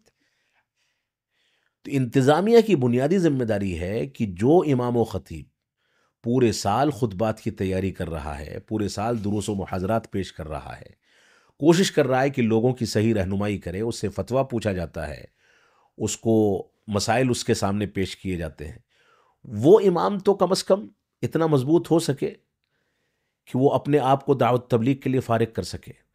تو یہاں پر یہ جو معاوضے یا دعوت تبلیغ کے میدان میں پیسے کے مطالبے کی بات ہے، یہ ڈس بیلنس ہے. جی. اس میں سرے سے اس بات کا انکار بھی نہیں کروں گا کہ خطبہ کو کچھ نہ دیا جائے، جی. اور نہ یہ کہوں گا، اس بات کی حمایت کروں گا کہ خطبہ اپنی مرضی سے مطالبہ کریں. ایک مناسب معاوضہ خطبہ کے آمد و رفت کا خرچ ہے اور ان کا کچھ معاوضہ ہے تھوڑا بہت جلسے اور انتظامیہ کی طرف سے انتظام کر کے خاموشی کے ساتھ عزت نفس کا خیال کرتے ہوئے ان کو دیا جا سکتا ہے. جی. اس میں کوئی مذاقے کی بات نہیں ہے، لیکن اس کے لیے شرطیں کرنا بلکہ ایک واقعہ مجھ کو یاد آتا ہے. ایک اجلاس تھا، اس میں ایک صاحب ہیں، وہ عالم بھی نہیں ہیں، متعاملین میں سے ہیں. جی. اس جلسے کی انتظامیہ کے ایک صاحب نے مجھ کو بتایا، بلکہ اس جلسے میں ایک بار میں نے شرکت کی ہے. جی. ایک تعلیمی ادارے کا جلسہ ہے، جی. اور میں نے اپنے خطاب کے درمیان علاقے کی کچھ ایسی خامیوں کی صراحت کر دی جو علاقے کے اندر پائی جاتی ہیں. جی. میرا اپنا طریقہ یہ ہے کہ میں جہاں خطاب کرنے جاتا ہوں پہلے علاقے کے ماحول سے واقفیت حاصل کرنے کی کوشش کرتا ہوں صحیح. تاکہ وہاں اصلاحی انداز میں اس چیز کو ذکر کیا جا سکے. صحیح. اس علاقے میں غالباً ہو سکتا ہے کوئی دوسرا سبب بھی رہا ہو، ان چیزوں کی نشاندہی کرنے کے نتیجے میں آج تک دوبارہ مجھ کو وہاں جانے کا موقع نہیں ملا، لوگوں نے موقع نہیں دیا. لیکن میرے اس خطاب کے 2 سال کے بعد وہیں پر ایک پروگرام ہوا، اس میں ایک برادر کو بلایا گیا. اس نے A4 سائز کی شیٹ جو ہوتی ہے جی. اس میں 2 صفحے میں باقاعدہ اپنے مطالبات بھیجے کہ کون سی کلاس کا ہمیں ٹکٹ چاہیے، اسٹیشن سے لے کر کے ہوٹل تک آنے کے لیے کس انداز کی گاڑی ہونی چاہیے، کھانے میں کیا چیزیں پیش کی جانی چاہیے، خطاب کا کتنا معاوضہ ہوگا. یہ پوری کی پوری ٹیم، کیمرہ مین کا الگ خرچ ہے، ان کے ساتھ ان کے جو معاونین ہیں ان کا الگ خرچ ہے، پوری کی پوری ٹیم چل رہی ہے. اور اس کے بعد نتیجہ کیا ہے؟ وہ اپنی تقریر میں جہالت والی باتیں کر رہے ہیں، کوئی علمی بات نہیں کر رہے. تو یہ جو ایک معاشرے میں ماحول بن گیا ہے، یہ ماحول یقیناً نقصان دہ ہے. تو معاوضہ جو ہے اس کی ایک حد بندی بھی ہونی چاہیے. علاقے کے لحاظ سے اس میں فرق بھی ہو سکتا ہے، لیکن بنیادی طور سے جو لوگ مستقل طور سے امت کی رہنمائی کا کام کر رہے ہیں، جی. ائمہ اور خطبہ، یا مستقل طور سے جو علماء مدارس کے چاہے مدرسین ہوں جو اپنے علاقے میں دعوت و تبلیغ کا کام جی. کرتے ہیں، یا جو علاقے میں مضبوطی کے ساتھ لوگوں کی صحیح رہنمائی کرتے ہیں، ان لوگوں کی تنخواہوں اور ان کے معاوضے پر زیادہ مضبوطی کے ساتھ غور و تدبر کیا جانا چاہیے، اور ان کو معاوضہ دینے کے بعد ان کی نگرانی بھی کی جانی چاہیے کہ آپ سے جو کام لیا جا رہا ہے، فلاں فلاں مطالبات ہیں، اس کو پورا کریں تاکہ دعوت و تبلیغ کا سیٹ اپ مضبوط ہو سکے. یہ ایک شب میں یا ایک آدھ روز میں جی. چند خطبہ جو آ کر کے گا کر کے تقریر کریں یا آ کر کے واقعات اور قصوں میں پوری کہانی گزار دیں، جی. امر بالمعروف اور نہی عن المنکر کا تصور ان کی تقریر میں نظر ہی نہ آئے، وہ صرف فضائل پر گفتگو کریں، جی. منکرات کا تذکرہ کہیں نہ کریں. عام طور سے آپ دیکھیں گے کہ جو لوگ معاوضے کے لیے یا پیسوں کے لیے تقریریں کرتے ہیں ان کی تقریروں میں انکار منکر کا پہلو بہت معمولی ہوتا ہے یا نہیں ہوتا، کیونکہ وہ کسی کو ناراض نہیں کرنا چاہتے. وہ چاہتے ہیں کہ ان کو بلایا جاتا رہے، وہ چاہتے ہیں کہ ان کا سکہ چلتا رہے، وہ چاہتے ہیں کہ ان کی ٹی آر پی بنی رہے.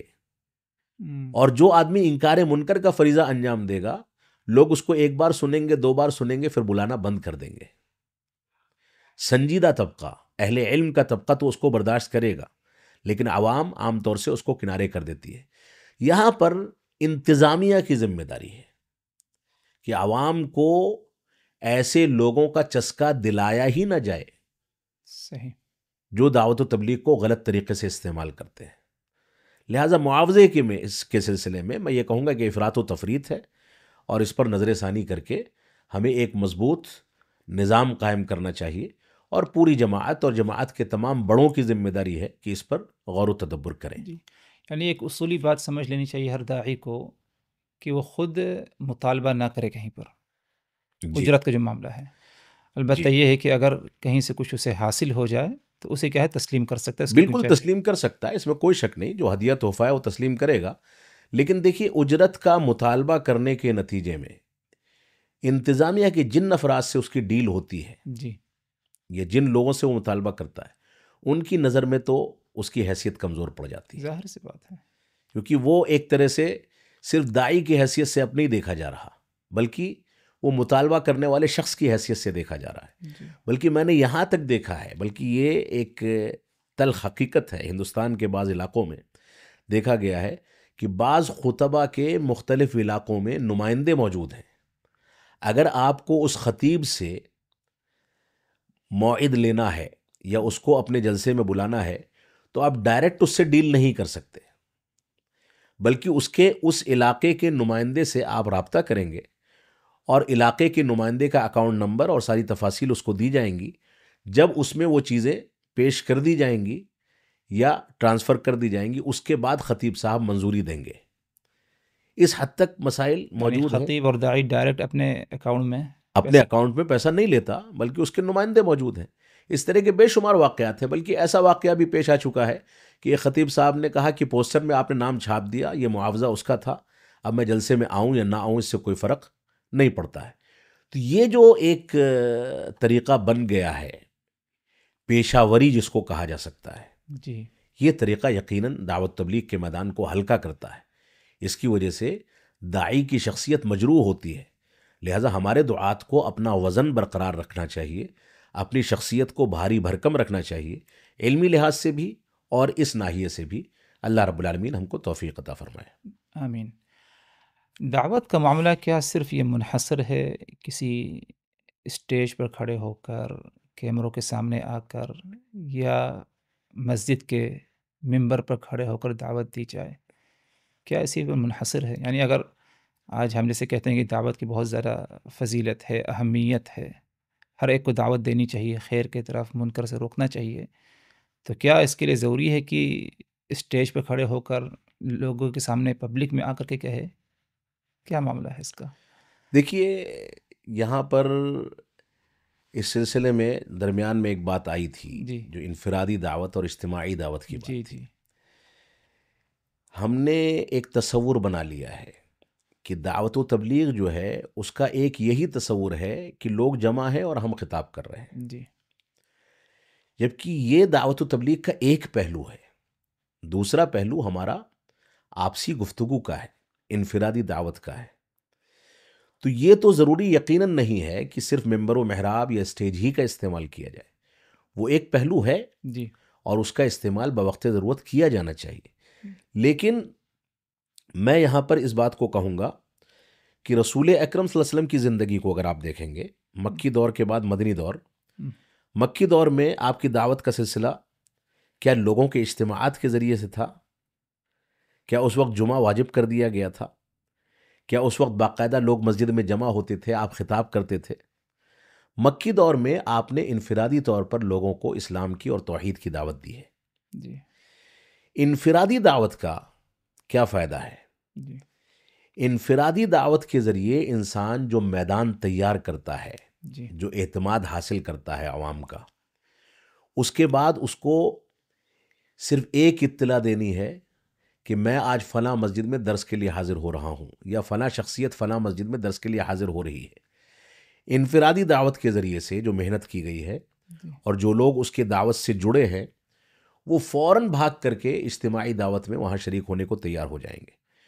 تو انفرادی دعوت جو ہے وہ در حقیقت متن کی حیثیت رکھتا ہے یا فیلڈ ورک کی حیثیت رکھتا ہے، یا آپ یہ کہیں کہ پودوں کے بیج بونے جی یا کھیتی باڑی کو اگانے کی حیثیت رکھتا ہے۔ اور جب اس کے اندر استحکام آ جائے، مضبوطی آ جائے، تو اجتماعی دعوت کے لیے ماحول تیار ہوتا چلا جاتا ہے۔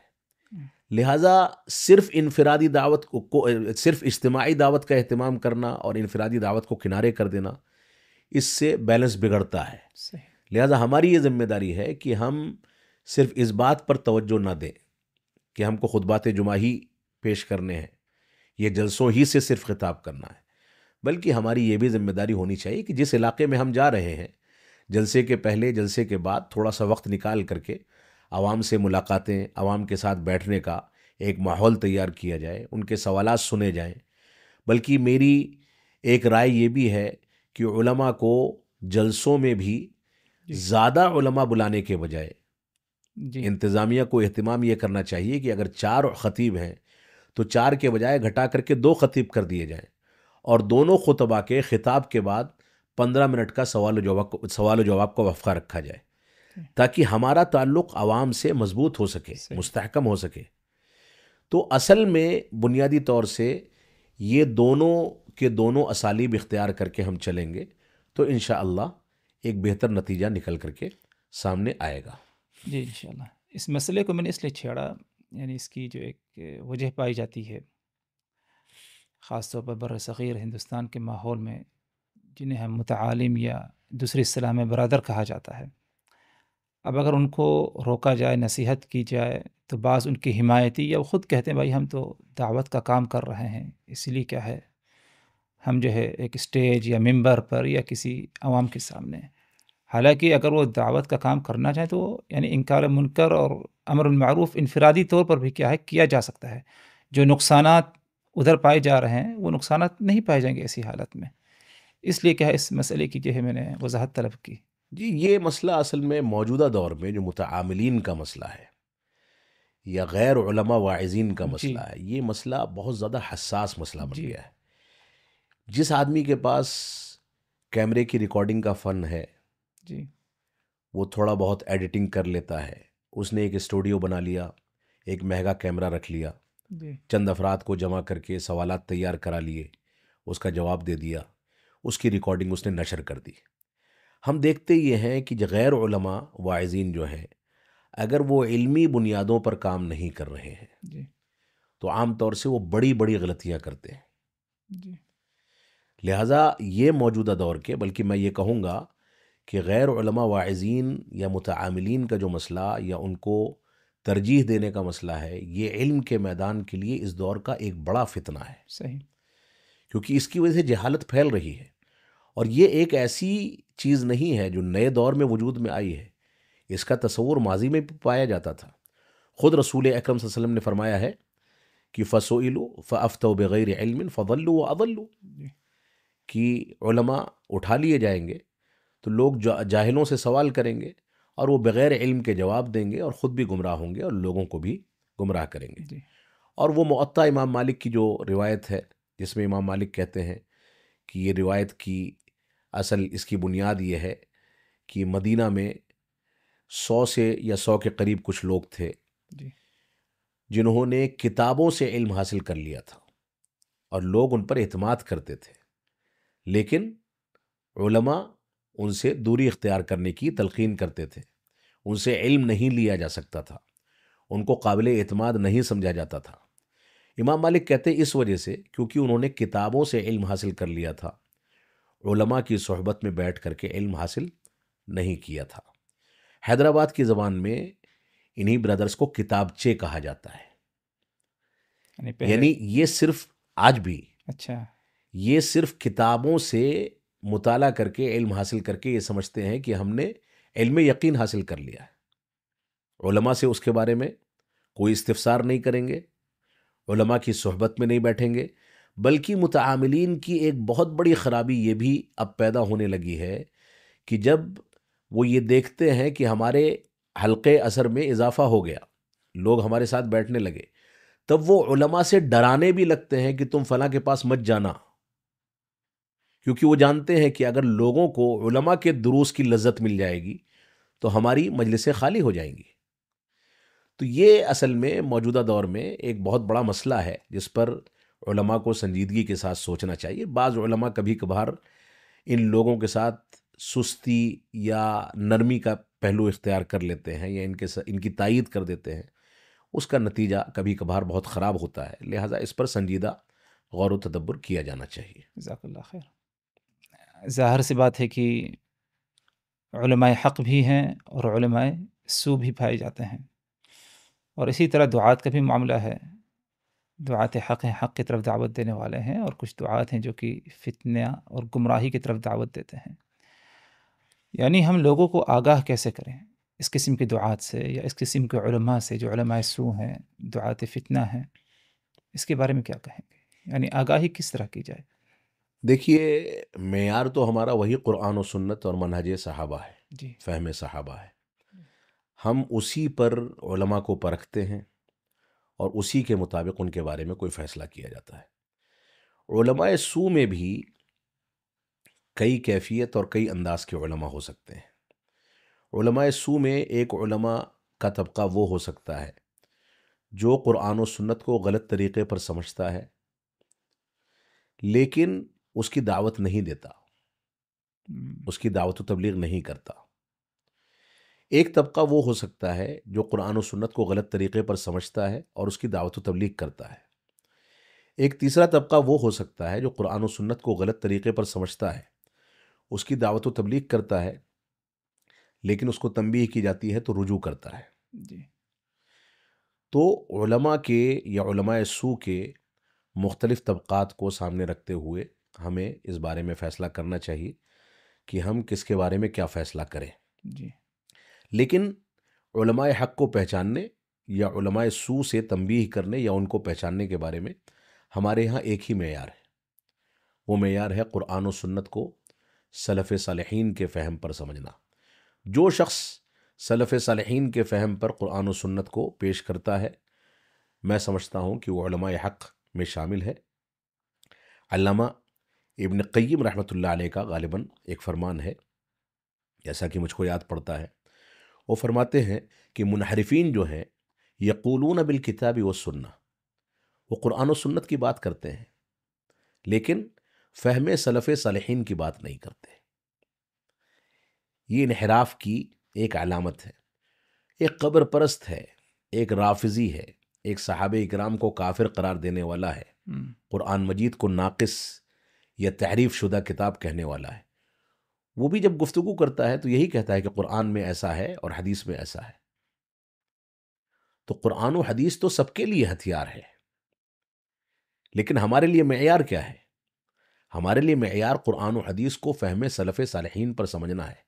ہم دیکھتے ہیں موجودہ دور میں جو ایسے دعات ہیں، جو دعات دنیا کے اندر معروف ہیں، مقبول ہیں، جی، جن کی TRP ہے، جن کو لوگ سنتے ہیں، ان دعات کو اگر آپ باریکی کے ساتھ دیکھیں گے تو ان کی تقریروں میں قرآن و حدیث کی باتیں کثرت سے آپ کو نظر آئیں گی، لیکن ان کی تقریروں میں یا ان کی گفتگو میں کہیں بھی اقوال صحابہ یا صحابہ اکرام کا فہم یا صحابہ اکرام کی شروح و تفسیرات یہ نظر نہیں آئیں گی۔ تو یہ اصل میں بنیادی معیار ہے۔ ہمیں علماء حق اور علماء سو کے درمیان اسی منہج سلف کی بنیاد پر فرق کرنا چاہیے، اور یہی وہ پیمانہ ہے جو کھرے کو کھوٹے سے اور صحیح کو غلط سے الگ کر کے پیش کر دیتا ہے۔ جی، لہٰذا اسی معیار پر سب کو تولا جائے گا۔ جی، جزاک اللہ خیر۔ ایک اور مسئلہ جس کی وضاحت مطلوب ہے وہ یہ کہ جدت پسندی اور کچھ جدید ماحول جو پائے جاتے ہیں، کیا داعی کہاں تک اپنے آپ کو اس میں ڈھال سکتا ہے؟ دیکھیے، بدلتے دور کے ساتھ جی، جو جدید وسائل دعوت ہیں جی ان کو اختیار کرنے میں کوئی مذائقہ نہیں ہے. جیسے ہم اسٹوڈیو میں بیٹھے ہوئے ہیں، جی یہ بھی دعوت و تبلیغ کا ایک جدید وسیلہ ہے. صحیح. ماضی کے دور میں ہم علماء کو تلاش کریں کہ وہ اس طریقے سے ریکارڈنگ کرتے تھے تو آپ کو نہیں ملے گا. جدید وسائل کے ذریعے سے قدیم طرز دعوت کو پیش کرنا، جی یہ بنیادی مسئلہ ہے. جدت کا یا جدید طریقے سے اسلام کو پیش کرنے کا دو تصور ہے. جی ایک تصور وہ ہے جو میں نے آپ کے سامنے پیش کیا، یعنی جدید وسائل دعوت کو استعمال کرنا، جی لیکن استعمال کرنے کے لیے ہم اسی منہج کو پیش کرتے ہیں جو منہج سلف صالحین سے ثابت ہے. ہم، یعنی یہاں پر ہم جو کچھ پیش کر رہے ہیں وہ وہی قدیم منہج یا وہی قدیم فکر ہے جو صحابہ کرام نے رسول اکرم صلی اللہ علیہ وسلم سے اختیار کیے، لیکن اس کے لیے موجودہ دور کے تقاضوں کو سامنے رکھتے ہوئے جدید وسائل اختیار کرتے ہیں.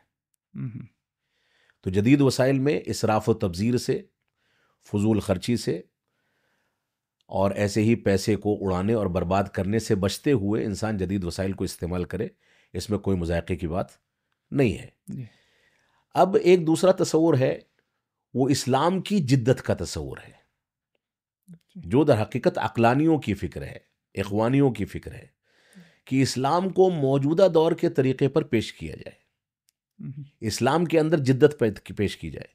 جدت تو اس چیز کے اندر پیش کی جاتی ہے جو انسانوں کی بنائی ہوئی چیز ہے. بھائی آپ کل تک 10 سال پہلے تک جو موبائل فون استعمال کر رہے تھے، آج کے دور میں وہ اپڈیٹ نہیں ہو سکتا. صحیح. 10 سال پہلے جو آپ کمپیوٹر کا ورژن استعمال کرتے تھے، آج وہ ورژن مارکیٹ سے غائب ہے. صحیح. یہاں پر تو جدت کی ضرورت ہے کہ انسان جدید دور کے ساتھ جدید وسائل استعمال کرنے پر مجبور ہے.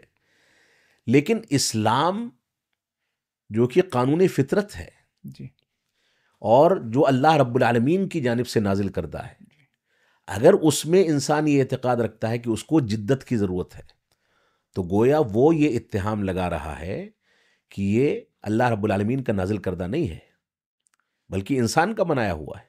ہم، کہ جدت کی ضرورت تو انسان کی بنائی ہوئی چیزوں میں ہوتی ہے، فطری چیزوں میں نہیں ہوتی. تو اسلام تو وہی قدیم اسلام ہے. اسلام کو پیش کرنے کے وسائل جدید ہو سکتے ہیں. اسلام کی جدت کی بات جو لوگ کرتے ہیں، یا اسلام کو ماڈرن بنانے کی جو لوگ بات کرتے ہیں، یا زمانے کے تبدیلی کے ساتھ ساتھ اسلام کو تبدیل کرنے کی بات کرتے ہیں، یہ باطل نظریہ ہے اور اس کے ذریعے سے کبھی بھی اسلام کی صحیح ترجمانی نہیں کی جا سکتی. جی جیسے کہ اس میں بعض حضرات یعنی دعوت تبلیغ کے میدان میں گا گا کر جو تقریر کی جاتی ہے ترنم کے ساتھ، اس کے لیے تو یہی دلیل ان کے سامنے ہے کہ بھائی ہم تو دعوت ہی دے رہے ہیں. دیکھیے یہ مسئلہ اس وقت ہندوستان میں بڑے شد و مد کے ساتھ سوشل میڈیا پر چلتا رہا، گا گا کر کے تقریر کرنے کا. اور میں سمجھتا ہوں کہ اس میں انسان کو ذات پر یا شخصیت پر نہیں جانا جی چاہیے. ظاہر سی بات ہے. کسی شخصیت پر یا ذات پر اگر یہ حکم لگایا جائے کہ وہ ایسا کرتے ہیں لہٰذا وہ بدعتی ہیں، تو میں سمجھتا ہوں کہ ایسا نہیں ہونا چاہیے اور نہ ہی کسی کا یہ مقصود ہے. جی لیکن اسلاف امت جی کیا یہ طرز اختیار کرتے تھے؟ اس پر غور و تدبر کرنے کی ضرورت ہے. بعض علماء نے اس پر نکیر کی ہے، بعض علماء نے اس کو بدعت کہا ہے، جی بعض علماء نے اس کو معیوب سمجھا ہے، یا کم از کم اسلاف امت میں یہ طرز نہیں پایا جاتا تھا، جی ہم اتنا تو کہہ سکتے ہیں. لہٰذا جو علماء اس کے عادی ہیں ان کو یہ طرز تبدیل کرنا چاہیے.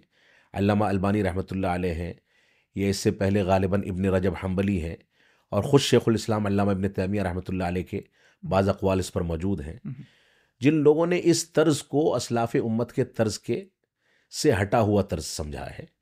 لہٰذا کم از کم اگر اس طرح کے اقوال موجود ہیں تو کم از کم ہم یہ گزارش کریں گے اپنے ان واعظین سے کہ اپنی تقاریر کے اندر علمیت بھی پیدا کریں اور طرز بھی تبدیل کریں.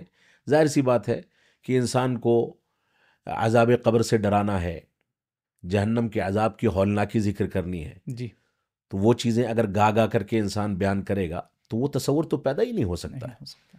اللہ کے رسول صلی اللہ علیہ وسلم کا جو طریقہ تھا وہ طریقہ اصل میں ہمارے لیے اسوہ اور نمونہ ہے، اور دعوت و تبلیغ میں اسی کو اختیار کیا جانا چاہیے۔ ادھر یہ بات بھی یعنی اگر ذکر کیا جائے، جسے لوگوں نے سمجھا کہ ایک طریقہ ہے دعوت و تبلیغ کا کہ قرآن کو اپنے ہاتھ میں لے کر کے دعوت دینا، یا قرآن کو سامنے رکھ کر کے باقاعدہ اس کا اہتمام کیا جاتا ہے، اور اسی میں اس بات کو بھی لے لیا جائے کہ قرآنی آیات شاید کم ہی پڑھ کر بتایا جائے، بلکہ اس کا حوالہ نمبر کے ساتھ دے دیا جاتا ہے۔ دیکھیے یہ ٹرینڈ جو ہے، میں جی تو بہت صراحت کے ساتھ بات کروں گا، یہ قرآنی آیات کا نمبر یا ایسے ہی صورتوں کا نمبر یا جی احادیث کا نمبر، یہ طریقہ تو ہمارے ملک میں ذاکر نائک صاحب کے ذریعے سے شروع ہوا ہے، جی اور لوگ اسی کی واہواہی میں سارا کچھ ختم کر دیتے ہیں۔ جی آیت نمبر اور صورت نمبر بتانا، کیا یہ کمال ہے، یا آیت اور صورت کے صحیح مفہوم کو پیش کر دینا کمال ہے؟ بنیاد یہ ہے۔ صحیح۔ علماء آیت نمبر یاد رکھ پاتے ہوں نہ رکھ پاتے ہوں، لیکن آیت کے صحیح مفہوم کو صحابہ کرام کے طرز پر پیش کرنے کا ہنر رکھتے ہیں۔ جی عوام کو ہر نئی چیز لذت دار لگتی ہے، تو وہ یہ دیکھتے ہیں کہ نئی چیز یا کوئی نیا طریقہ آیا ہے تو اس کی جانب لپکتے ہیں۔ اور اسلاف امت کو اگر آپ دیکھیں، اور جدید دور کے فتنوں سے بچنے کے لیے علماء نے جو ضوابط ذکر کیے ہیں، اس میں اس بات کا تصور بھی ملتا ہے کہ کوئی بھی ایسی چیز جو نئے طریقے پر وجود میں آتی ہے، عوام کو اس پر اندھا اعتماد نہیں کرنا چاہیے، صحیح۔ بلکہ علماء کی طرف رجوع کر کے اس کے بعد اس طرز پر آگے بڑھنا چاہیے۔ یہ جو طریقہ آیت نمبر بیان کر دینے کا یا حدیث نمبر بیان کر دینے کا، یہ طریقہ وجود میں آیا ہے اور اس کے بعد ختم بھی ہو گیا۔ ابھی بھی بعض واعظین اس کو یا بعض علماء اس کو استعمال کرتے ہوں گے، جی لیکن اس طریقے کی وجہ سے دوسرے وہ علماء جن کا شمار کبار علماء میں ہو سکتا ہے، ان کی حیثیت مجروح کرنے کی بھی کوششیں کی گئی صحیح۔ کہ ان کے پاس کیا علم ہے، وہ تو آیت نمبر بھی نہیں بتا سکتے، ان کے پاس کیا علم ہے، وہ تو ایسا بھی نہیں کر سکتے۔ جبکہ جو بڑے علماء ہیں ان کی مجلسوں میں انسان بیٹھے گا، حوالہ جات نوٹ کرے گا، تو بے شمار فوائد اس کو ملیں گے۔ تو یہ جو جدید طرز دعوت متعارف ہوا ہے ہمارے ہندوستان یا عالمی سطح پر، اس نے علماء کے مقام کو مجروح کیا ہے، اور اس طرح کا کوئی تصور ماضی میں پایا بھی نہیں جاتا تھا نمبرات کا ذکر کرنے کا۔ دوسری بات یہ بھی ہے کہ نمبرات کا جہاں تک مسئلہ ہے، آپ طباعت کے فرق کے ساتھ نمبرات کو اگر ٹٹولیں گے تو کسی کتاب میں نمبر کچھ ہوگا، اسی حدیث کا نمبر دوسری کتاب میں کچھ اور ہو جاتا ہے۔ اور ہوتا ہے۔ تو یہ تحقیق کے معیار کے بھی خلاف ہے۔ تحقیق کا اصل معیار یہ ہے کہ انسان کے سامنے متن، اس کے حوالے، اس کی تخریج، اور متن سے متعلق جو اسلاف امت کا صحیح تصور یا صحیح فہم تھا، جی وہ انسان کے سامنے ہونا چاہیے، اور اسی بنیاد پر وہ اپنی زندگی کو آگے بڑھا سکتا ہے، کیونکہ وہی ہمارے لیے حجت ہے، وہی دلیل ہے، اور وہی اسوہ اور نمونہ ہے۔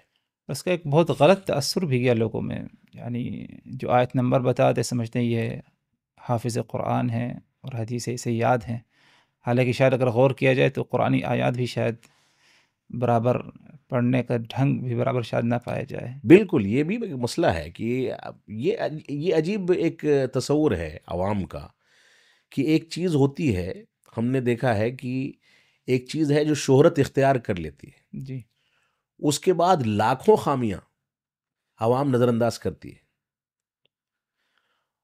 بلکہ میں آپ کو بتاؤں، ایک مثال اگر دوں، کہ عوام کی دیوانگی ہندوستان کے بعض علاقوں میں یہاں تک دیکھی گئی ہے کہ بڑے بڑے علماء موجود ہیں اور وہ آ کر کے مسجدوں میں بیٹھے ہوئے ہیں، کوئی ان سے سلام دعا تک کرنے والا نہیں، اور ویڈیوز کے ذریعے ٹی آر پی حاصل کرنے والے اور شہرت حاصل کرنے والے یہ غیر علماء، واعظین اور متعاملین اتنی شہرت اختیار کر لیتے ہیں کہ اگر عوام کو پتہ چل جائے کہ مسجد کے باہر فلاں آ گیا ہے تو وہ اپنے کندھے پر بیٹھانے کو تیار ہے۔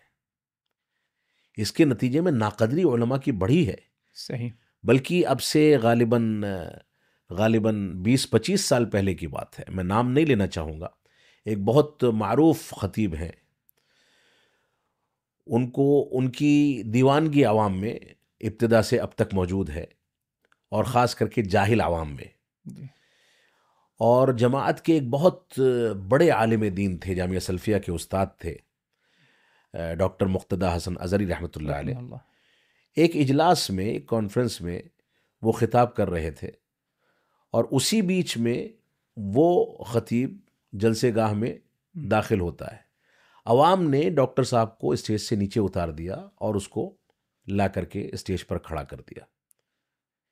اب آپ سوچیں کہ اس دیوانگی یا اس جہالت کا یہ نتیجہ نکلے کہ علماء کی ناقدری کی جائے، جو علماء انبیاء کے وارث ہیں، جو علماء انبیاء کے مشن کو زندہ کر کے چل رہے ہیں، جو علماء قرآن و سنت کی صحیح ترجمانی کر رہے ہیں. تو یہ بڑا عجیب و غریب معاملہ ہے. میں خود اپنے والد گرامی رحمۃ اللہ علیہ علامہ عبدالحمید صاحب رحمانی رحمۃ اللہ علیہ کے بارے میں بتاؤں کہ اجلاس میں ان کو شرکت کرنی ہوتی تھی تو وہ پہلے پوری تفصیل منگاتے تھے کہ کون کون خطیب ہے، کس کی صدارت ہے، کس کو کیا موضوع دیا گیا ہے، کون کس علاقے سے آنے والا ہے. پوری تحقیق کرتے تھے، اس کے بعد جا کر کے منظوری دیتے تھے. ان کے مزاج کے خلاف کوئی بھی شخص اگر اس میں شریک ہو رہا ہے تو یا تو اس کا نام ہٹایا جائے گا یا یہ معذرت کر لیں گے. اس کی وجہ یہ تھی کہ وہ کہتے تھے کہ علم اور علماء کا ایک مقام ہے اور اس کو لے کر کے چلنا ہے. اگر ان کو پوری رات بھی بیٹھنا ہے اور وہ صدارت کر رہے ہیں، ان کو استنجا بھی لگ جائے، جی پیاس بھی لگ جائے، بھوک بھی لگی ہو، تو صدارت کی کرسی سے رات بھر 1 منٹ کے لیے بھی ہٹنا گوارا نہیں کرتے تھے. اور جس خطیب نے اپنے خطاب میں کسی انداز کی کوئی غلطی کر دی یا کوئی چیز رہ گئی کوتاہی، وہ ساری کی ساری چیزیں نوٹ کرتے تھے اور خطبہ صدارت میں اس پر تنبیہ کرتے تھے. تو بنیادی طور سے یہ جو اصول پسندی ہے، یہ اصولی فیصلے ہیں، یہ معاشرے سے جیسے جیسے کمزور پڑ رہے ہیں ویسے ویسے ہمارے دعوتی میدان کے اندر کمزوری آ رہی ہے، جس سے ہمیں اجتناب کرنا چاہیے. تعجب تو اس وقت ہوتا ہے جب کہ ہمارے یعنی بعض جو کہ مدارس سے جامعات کے فارغین ہیں وہ کچھ احساس کمتری کی شاید شکار ہیں. کیا معاملہ ہے اللہ بہتر جانتا ہے کہ اسی ماحول میں اپنے آپ کو انہوں نے کیا ہے ڈھال لیا ہے، جیسے کہ آیت کا نمبر بتانا، فلاں نمبر بتانا، یہ ساری چیزیں. دیکھیے، اصل میں ایک کمزوری ہے مدارس اسلامیہ کے فارغین کے یہاں، ایک ہلکا پن جو ہے، جی جس کے نتیجے میں وہ کسی سے مرعوب ہو جاتے ہیں، احساس کمتری کا شکار ہو جاتے ہیں، جی یا کسی شہرت پا جانے والے شخص کے طریقے پر چل کر کے وہ اپنی حیثیت کو بھول جاتے ہیں. جی میں سمجھتا ہوں کہ مدرسے سے فارغ ہونے والا کمزور سے کمزور طالب علم جی ان متعاملین سے علم کے میدان میں کہیں زیادہ اونچا مقام رکھتا ہے. لہٰذا ہمارے مدارس کے فارغین کو کبھی بھی احساس کمتری میں مبتلا نہیں ہونا چاہیے. صحیح. اور وہ جو اصولی علم لے کر کے مدارس سے فارغ ہوتے ہیں، وہ اصولی علم اتنا بھاری بھرکم ہے کہ وہ آیات اور احادیث کے نمبر میں اگر محدود رہ جائیں گے تو گویا انہوں نے اپنا فریضہ انجام نہیں دیا. صحیح. ایک مسئلہ یہ ہے. دوسری بات، میں اس پلیٹ فارم سے ایک پیغام یہ بھی دینا چاہوں گا اور گزارش کرنا چاہوں گا جماعت کے اداروں سے، تعلیمی اداروں سے. جامعہ اسلامیہ سنابل میں ہم نے اس سال سے اس کی ابتدا کی ہے کہ مدارس میں منتہی طلباء کی کلاسوں میں جی مناہج اہل سنت والجماعت کا ایک مادہ اضافہ کر کے اس کو پڑھایا جانا چاہیے. اہل سنت والجماعت کا منہج، جی یہ سلفی منہج کیا ہے، اس کے ضوابط کیا ہے، اس کو پڑھائے جانے کا ایک بہت بڑا فائدہ جو ہم محسوس کر رہے ہیں ایک سال کے اندر، جی وہ یہ ہے کہ طلباء کے اندر ایک وسعت پیدا ہو رہی ہے، علمیت پیدا ہو رہی ہے. طلباء اپنے اسلاف سے جس حد تک منسلک ہوتے ہیں، ہم، اسلاف کے اقوال کو جس حد تک پڑھتے ہیں جی اور اسلاف کو جس حد تک مطالعہ کر کے پہچاننے کی کوشش کرتے ہیں، تو اسلاف کے بھاری بھرکم شخصیت کے نتیجے میں یہ طلباء بھی اس اثر کو قبول کرنے کے لیے اپنے آپ کو تیار کرتے ہیں. لہٰذا طلباء کے لیے یہ ایک بہت بنیادی چیز ہے کہ مدارس میں اہل سنت والجماعت کا اور سلفی منہج کے ضوابط کا اہتمام کیا جانا چاہیے. اور اس سلسلے میں شیخین، شیخ الاسلام علامہ ابن تیمیہ رحمۃ اللہ علیہ اور علامہ ابن القیم رحمۃ اللہ علیہ، ان دونوں کی کتابوں کے متون کے بارے میں جی کچھ منتخب متون کو طلباء کو چاہے درسیات میں چاہے شام کے وقت میں اضافی وقتوں میں اس کے دروس کا اہتمام کر کے اس بات کا مکلف بنایا جانا چاہیے کہ وہ شیخین کی کتابوں اور ان کے متون کو حل کریں، اس کا مطالعہ کریں۔ جب تک طلباء ماضی کے اسلاف امت سے اور بڑے علماء سے یا ان کے متون سے جڑ جی کر کے باقاعدہ تعلیم حاصل کرنے کے عادی نہیں ہوں گے، مشکل پسند نہیں بنیں گے۔ جی ایک بہت بڑا مسئلہ علم کے میدان میں ہوتا ہے کہ طالب علم کو مشکل پسند ہونا چاہیے، صحیح، سہولت پسند نہیں ہونا چاہیے۔ تو ان علماء کو اگر طالب علم اپنے مطالعے میں رکھتا ہے اور مدارس کے ذمہ داران اس کو اس بات پر آمادہ کرتے ہیں کہ آپ اس کا مطالعہ کریں، ان لوگوں کے متون علمیہ سے مسابقات کا اہتمام کیا جائے، صحیح، متون یاد کرائے جائیں، تو اس کے نتیجے میں طلباء کے اندر پختگی پیدا ہوگی، اور یہ پختگی انشاءاللہ اس انداز کے جو عناصر پیدا ہو رہے ہیں جی فارغین میں، اس سے نجات کا ذریعہ بھی بنیں گے۔ اللہ رب العالمین ہم سب کو اس پر غور و تدبر کرنے کی توفیق عطا فرمائے۔ آمین۔ بہت ہی عمدہ رائے، بہت ہی عمدہ کوشش۔ عورت ذات اگر دعوت کی فیلڈ میں، دعوتی میدان میں شرکت کرنا چاہے، داعیہ بننا چاہے، تو اس کی کوئی گنجائش شریعت اسلامیہ میں ہے؟ اور اگر گنجائش ہے تو کیا کوئی شرعی ضوابط ہیں اس سلسلے میں جس کا دیکھیے، خاص خیال رکھنا ہے؟ ایک چیز ہوتی ہے کام کرنے کی، دعوت و تبلیغ کرنے کی، اور ایک چیز ہوتی ہے موجودہ دور کی تبدیلی کے ساتھ سد ذرائع کی۔ جی بہت ساری چیزیں ایسی ہو سکتی ہیں اسلام میں جس کی گنجائش یا جس کا جواز موجود ہو، جی لیکن بدلتے حالات جی اور فتنوں کے خدشات کے مد نظر بہت سی ایسی جائز چیزوں سے بھی امت کو بچانا ضروری ہے جی جو جواز کے بہانے سے دوسرے منکرات کو ہمارے اندر داخل کر سکتی ہیں۔ صحیح۔ خواتین کا دعوت و تبلیغ کے میدان میں آنے کے بارے میں جو سمجھ سکا ہوں، جو موقف ہونا چاہیے امت اسلامیہ کا یا جماعت اہل حدیث کا، وہ یہ ہے کہ دعوت و تبلیغ کے میدان میں داعیات یعنی خواتین کی ذمہ داری خواتین کے ساتھ محدود ہے، جی اس کا دائرہ عمل خواتین سے باہر کا نہیں ہے، وہ اپنے محارم یا صرف خواتین کے ساتھ محدود رہے گی۔ اللہ رب العالمین کا فرمان ہے وَقَرْنَ فی بیوتکن۔ علامہ البانی رحمۃ اللہ علیہ نے اس سلسلے میں ایک تفصیلی گفتگو کی ہے، سوال و جواب ہیں 4-5، جی اور اس کو ابھی ہم نے ترجمہ کر کے شائع بھی کیا ہے۔ ان سوالات میں علامہ البانی رحمۃ اللہ علیہ نے اس بات کا تذکرہ کیا ہے، کہا کہ کئی سارے خدشات ہیں۔ اللہ رب العالمین نے مسجد حرام مکہ مکرمہ اور مسجد نبوی مدینہ منورہ، جی ان میں نماز ادا کرنا دوسری مسجدوں کے بالمقابل زیادہ ثواب کا باعث ہے، صحیح، لیکن ان مسجدوں میں بھی خاتون کا جانا مرجو ہے، گھر میں نماز ادا کرنا زیادہ بہتر ہے، زیادہ افضل ہے۔ علامہ البانی رحمۃ اللہ علیہ نے اس پر گفتگو کی ہے۔ جی تو کہا جب اتنے مقدس مقامات پر عورت کو وہاں پر بھی جانے کی نہ جانے کی گنجائش دے کر کے گھر میں رہنے، وقرن فی بیوتکن پر عمل کرنے کی ترجیح دی گئی ہے کہ جی اپنے گھروں میں تم نمازیں ادا کرو، تو ایسی صورت میں ہم دعوت تبلیغ کے میدان میں عورت کو باہر کیسے نکال سکتے ہیں؟ جبکہ یہ حقیقت ہے کہ اللہ کے رسول صلی اللہ علیہ وسلم نے روکنے سے بھی منع کیا ہے، یہاں تک کہ صلاۃ فجر میں بھی خواتین جاتی تھیں، صلاۃ عشاء میں بھی جاتی تھیں، روکنے سے بھی منع کیا ہے، لیکن اس کے باوجود راجع یہی ہے کہ وہ گھر میں نماز ادا کرے، افضل یہی ہے کہ گھر میں نماز ادا کرے۔ تو ایک تو پہلو یہ ہے۔ جی دوسرا پہلو یہ ہے کہ جیسا کہ شیخ صالح فوزان حفظہ اللہ نے بھی ایک سوال کے جواب میں اس کا تذکرہ کیا ہے، اور علامہ البانی سے بھی جو سوال ہوا ہے، یہ سوال تقریباً ایک جیسے ہیں۔ وہ سوال یہ ہے کہ بعض داعیات خواتین سوشل میڈیا پر آ کر کے اپنے دروس ریکارڈ کرتی ہیں، قرآن مجید کی تفسیر پیش کرتی ہیں، اور ان کے دروس عوام میں نشر کیے جاتے ہیں۔ ساتھ میں سوال کا آخری حصہ یہ ہے، اگرچہ وہ داعیات مکمل حجاب میں ہوتی ہیں، جی تو علامہ البانی رحمۃ اللہ علیہ نے بھی اور شیخ صالح فوزان حفظہ اللہ نے بھی یہی جواب دیا ہے کہ اس کو ایسا نہیں کرنا چاہیے۔ دعوت و تبلیغ کے لیے مرد کافی ہیں۔ ایک شبہے کا تذکرہ علامہ البانی نے کیا ہے کہ بعض لوگ یہ کہتے ہیں کہ خواتین کے مخصوص مسائل خواتین زیادہ سمجھا سکتی ہیں۔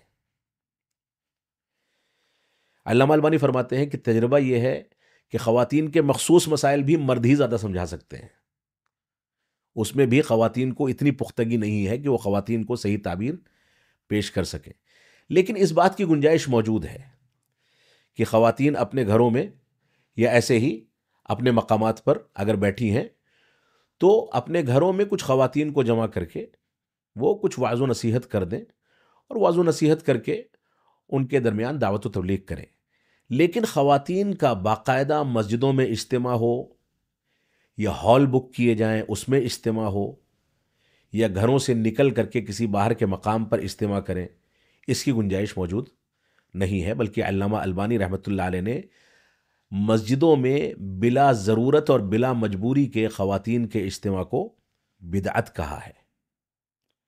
علامہ البانی کا یہ فتویٰ بدعت کر دیا۔ موجود ہے، بدعت کہا ہے۔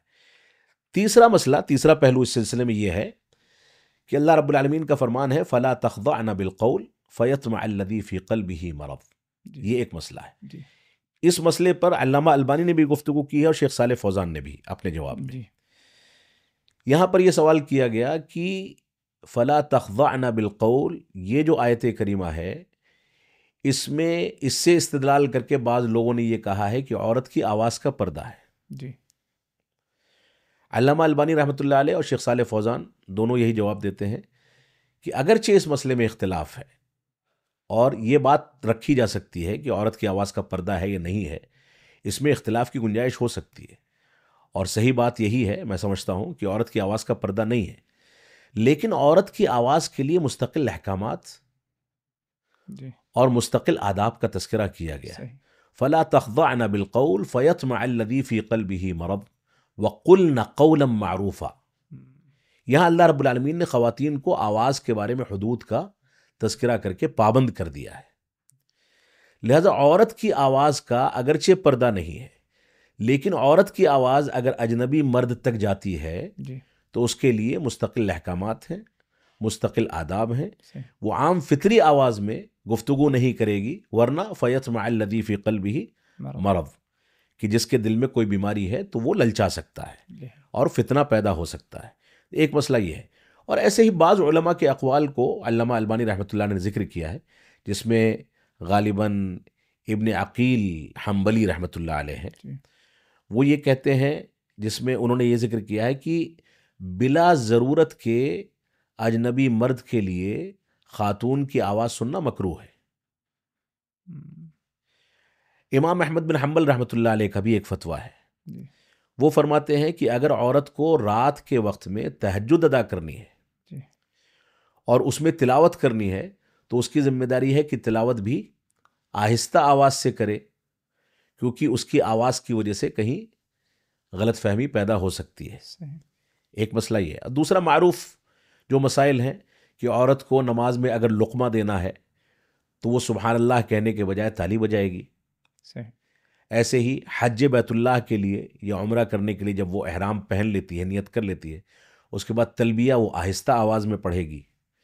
تو یہ سارے کے سارے احکامات جو ہیں، اس سے یہ تو اندازہ ہوتا ہے کہ عورت کی آواز کے لیے حدود ہیں۔ اب ایک عورت میدان دعوت میں سوشل میڈیا پر بھی آئے، اپنے دروس ریکارڈ کرائے اور اس کو عوام کے لیے نشر کیا جائے، تو ایسی صورت میں خدشات تو موجود ہیں۔ ظاہر سی بات ہے۔ لہٰذا دعوت و تبلیغ کے میدان میں مردوں کو آگے ہونا چاہیے، عورتوں کے اجتماعات مردوں کے اشراف میں ہونے چاہیے، جی بزرگ علماء کو بلا کر کے ان کے درمیان دروس کا اہتمام کیا جانا چاہیے، اور اس طریقے سے ہی یہ دعوت چلنی چاہیے۔ ماضی میں بھی یہی صورتحال رہی ہے۔ صحابیات کھل کر کے دعوت و تبلیغ ویسے نہیں کرتی تھیں جیسے صحابہ کرام مرد حضرات کرتے تھے، جی بلکہ اس دور میں بھی تفریق موجود تھی۔ بوقت ضرورت صحابیات لوگوں کو جواب دیا کرتی تھیں۔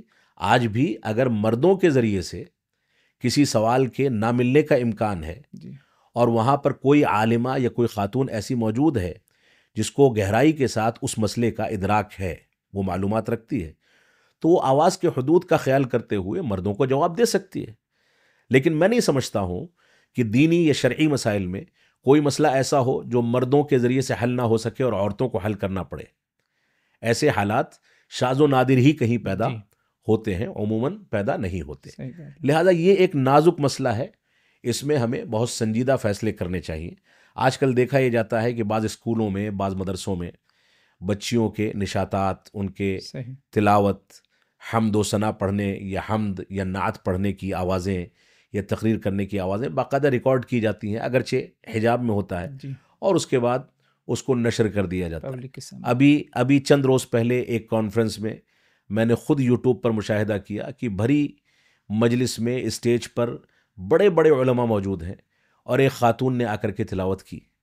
لا حول ولا قوت الا تو یہ فتنے ہیں جو بڑھتے چلے جا رہے ہیں. لہٰذا اس سلسلے میں ہمیں شریعت کے اس مزاج کو سامنے رکھنا چاہیے جو صحابہ کرام اور صحابیات نے اختیار کیا تھا، اور اسی کے تناظر میں اس چیز کو دیکھا جانا چاہیے. جی ضرور.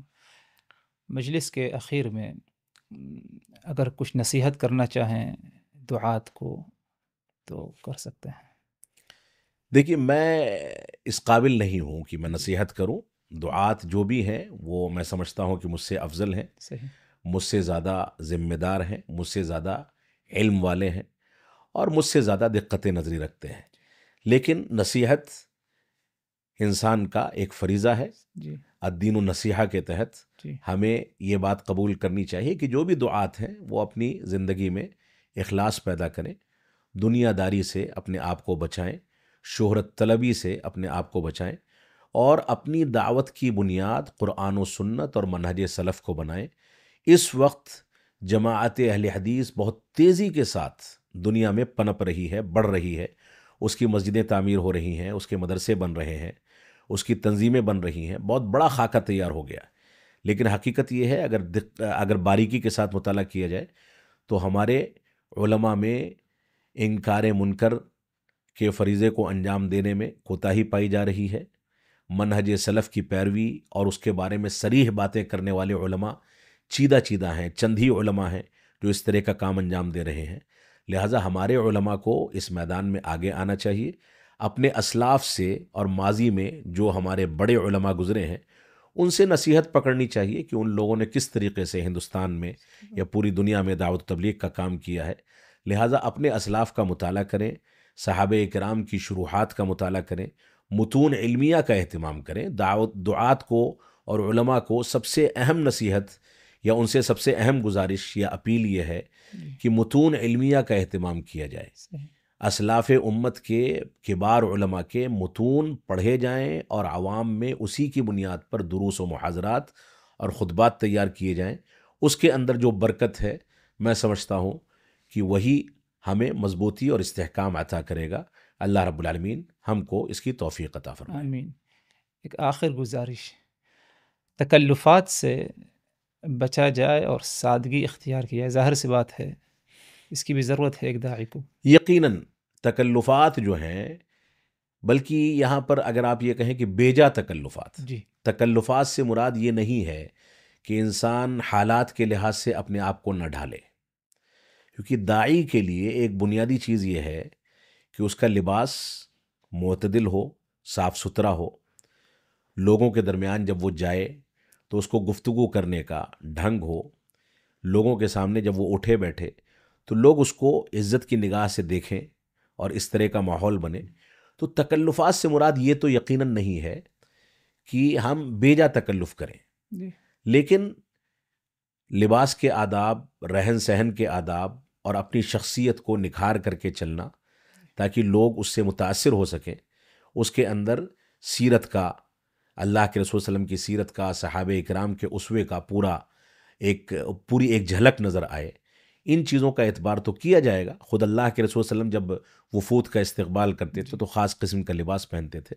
تو ان چیزوں کا اہتمام ہونا چاہیے. لیکن تکلفات سے مراد وہ تکلفات اگر ہیں جو بیجا طریقے سے داخل ہو گئے تو وہ غلط ہے. جہاں انسان کا کام ایک کم تکلف والی چیز میں چل سکتا ہے وہاں وہ ضد کر کے زیادہ تکلف اختیار کرتا ہے. جہاں انسان کا کام تھوڑے پر اکتفا کر کے چل سکتا ہے وہاں پر وہ غلط انداز کے مطالبات کرتا ہے. یہ تکلفات جو ہیں اس سے علماء کے بارے میں عوام کے اندر ایک بدظنی بھی پیدا ہوئی ہے، اور وہ یہ سمجھتے ہیں کہ یہ شیخی بگارتا ہے، ضرورت سے زیادہ تکلف کرتا ہے، اس کے اندر نخرے ہیں۔ تو ایک جانب انسان دنیاوی مطالبات کے حساب سے اپنے آپ کو ڈھالے، اور دوسری جانب بنیادی طور سے اس کے اندر تواضع ہو، انکساری ہو، کسی کے ساتھ بھی وہ گفتگو کر لے، کوئی غریب سے غریب شخص آ کر کے اس سے بات چیت کرے تو اس کا جواب دے، اس کو وقت دے، اس کے یہاں یہ تواضع ہو۔ اللہ کے رسول صلی اللہ علیہ وسلم کا فرمان ہے من تواضع للہ رفعہ اللہ، جس نے اللہ کے لیے تواضع اختیار کیا اللہ رب العالمین اس کو سربلندی عطا فرماتا ہے۔ والد گرامی رحمۃ اللہ علیہ بتاتے ہیں جب وہ مرکزی جمعیت حدیث ہند کے ناظم تھے تو اس وقت انہوں نے بنگال کے کچھ علاقوں کا دورہ کیا، تو وہ گاؤں دیہات کے علاقوں میں داخل ہوتے تھے تو کہتے ہیں کہ ایک کسان آدمی کھیتی باڑی کر رہا تھا اور اس نے آ کر کے ان کو گلے سے لگا لیا۔ وہ دیہات کے لباس میں، تہبند میں اور بنیان میں تھا، اور پورا جسم اس کا پسینے سے شرابور تھا۔ اس نے آ کر کے والد گرامی رحمۃ اللہ علیہ کو سینے سے لگا لیا اور یہ کہا کہ تم بھی محمدی میں بھی محمدی۔ یہ بنگال میں اہل حدیث کو محمدی کہا جاتا ہے۔ تو اس نے کہا تم بھی محمدی میں بھی محمدی۔ والد گرامی رحمۃ اللہ علیہ ذکر کرتے تھے کہ اس کی پسینے کی مہک بھی، اس کی خوشبو یا وہ گلے لگانے کی جو تاثیر تھی، آج تک مجھ کو یاد ہے کہ یہ منہج اور مسلک کی بنیاد پر جو قربت پیدا ہوتی ہے اس کی کیا لذت ہے۔ تو عوام کے درمیان علماء کو اس حد تک بھی ان سے بے تکلفی بھی پیدا کرنی ہے، اپنے مقام کا خیال بھی کرنا ہے، تکلفات سے بچنا بھی ہے، اور عوام کے لیے وقت بھی نکالنا۔ تکلف اتنا ہو جائے کہ عوام کو آپ جواب نہ دیں، تکلف اتنا ہو جائے کہ لوگ آپ سے ملنے کے لیے ترسیں، تکلف اتنا ہو جائے کہ آپ سے ہاتھ ملانے کے لیے لوگ لائن لگائیں، تکلف اتنا ہو جائے کہ لوگ آپ کو دیکھنے کے لیے ترستے رہیں، تو یہ تکلف معیوب ہے۔ ہمارے اندر تواضع بھی ہو، ہمارا اپنا مقام نکھر کر کے چلتا بھی رہے، اور لوگوں کے ساتھ ہمارے تعلقات بھی ہوں۔ یہ اصل میں دعوت و تبلیغ میں بہت بنیادی پہلو ہے۔ اللہ رب العالمین ہم کو اس کی توفیق عطا فرمائے۔ جزاکم اللہ خیرا، بارک اللہ فیکم۔ آپ نے کافی وقت نکالا اور بہت ہی اچھے اور عمدہ طریقے سے جو ہے ان مسئلے مسائل کی آپ نے وضاحت کی۔ تہہ دل سے ہم آپ کے شکر گزار ہیں، اور امید کرتے ہیں کہ بار بار ہمیں کیا ہے آپ موقع دیں گے اسی طرح کا۔ میں بھی آپ لوگوں کا شکر گزار ہوں کہ آپ نے یہ موقع دیا، اور انشاءاللہ زندگی رہی، صحت رہی تو یہ سلسلہ جاری رہے گا۔ اللہ رب العالمین ہم کو توفیق عطا فرمائے۔ آمین۔ اللہ تبارک و تعالیٰ آپ کی زندگی میں، صحت میں، علم کے ہے برکت دے۔ آمین۔ ناظرین، پروگرام کے اخیر میں ہم آپ کے بھی شکر گزار ہیں کہ آپ نے غور کے ساتھ جو ہے سنا۔ اللہ تبارک و تعالیٰ سے دعا کہ اللہ تبارک و تعالیٰ مجھ کو اور آپ تمام لوگوں کو ان باتوں کو، جو باتیں شیخ محترم نے بیان کی، ان پر غور و فکر کرتے ہوئے اخلاص کے ساتھ عمل کرنے کی توفیق دے۔ والسلام علیکم ورحمۃ اللہ وبرکاتہ۔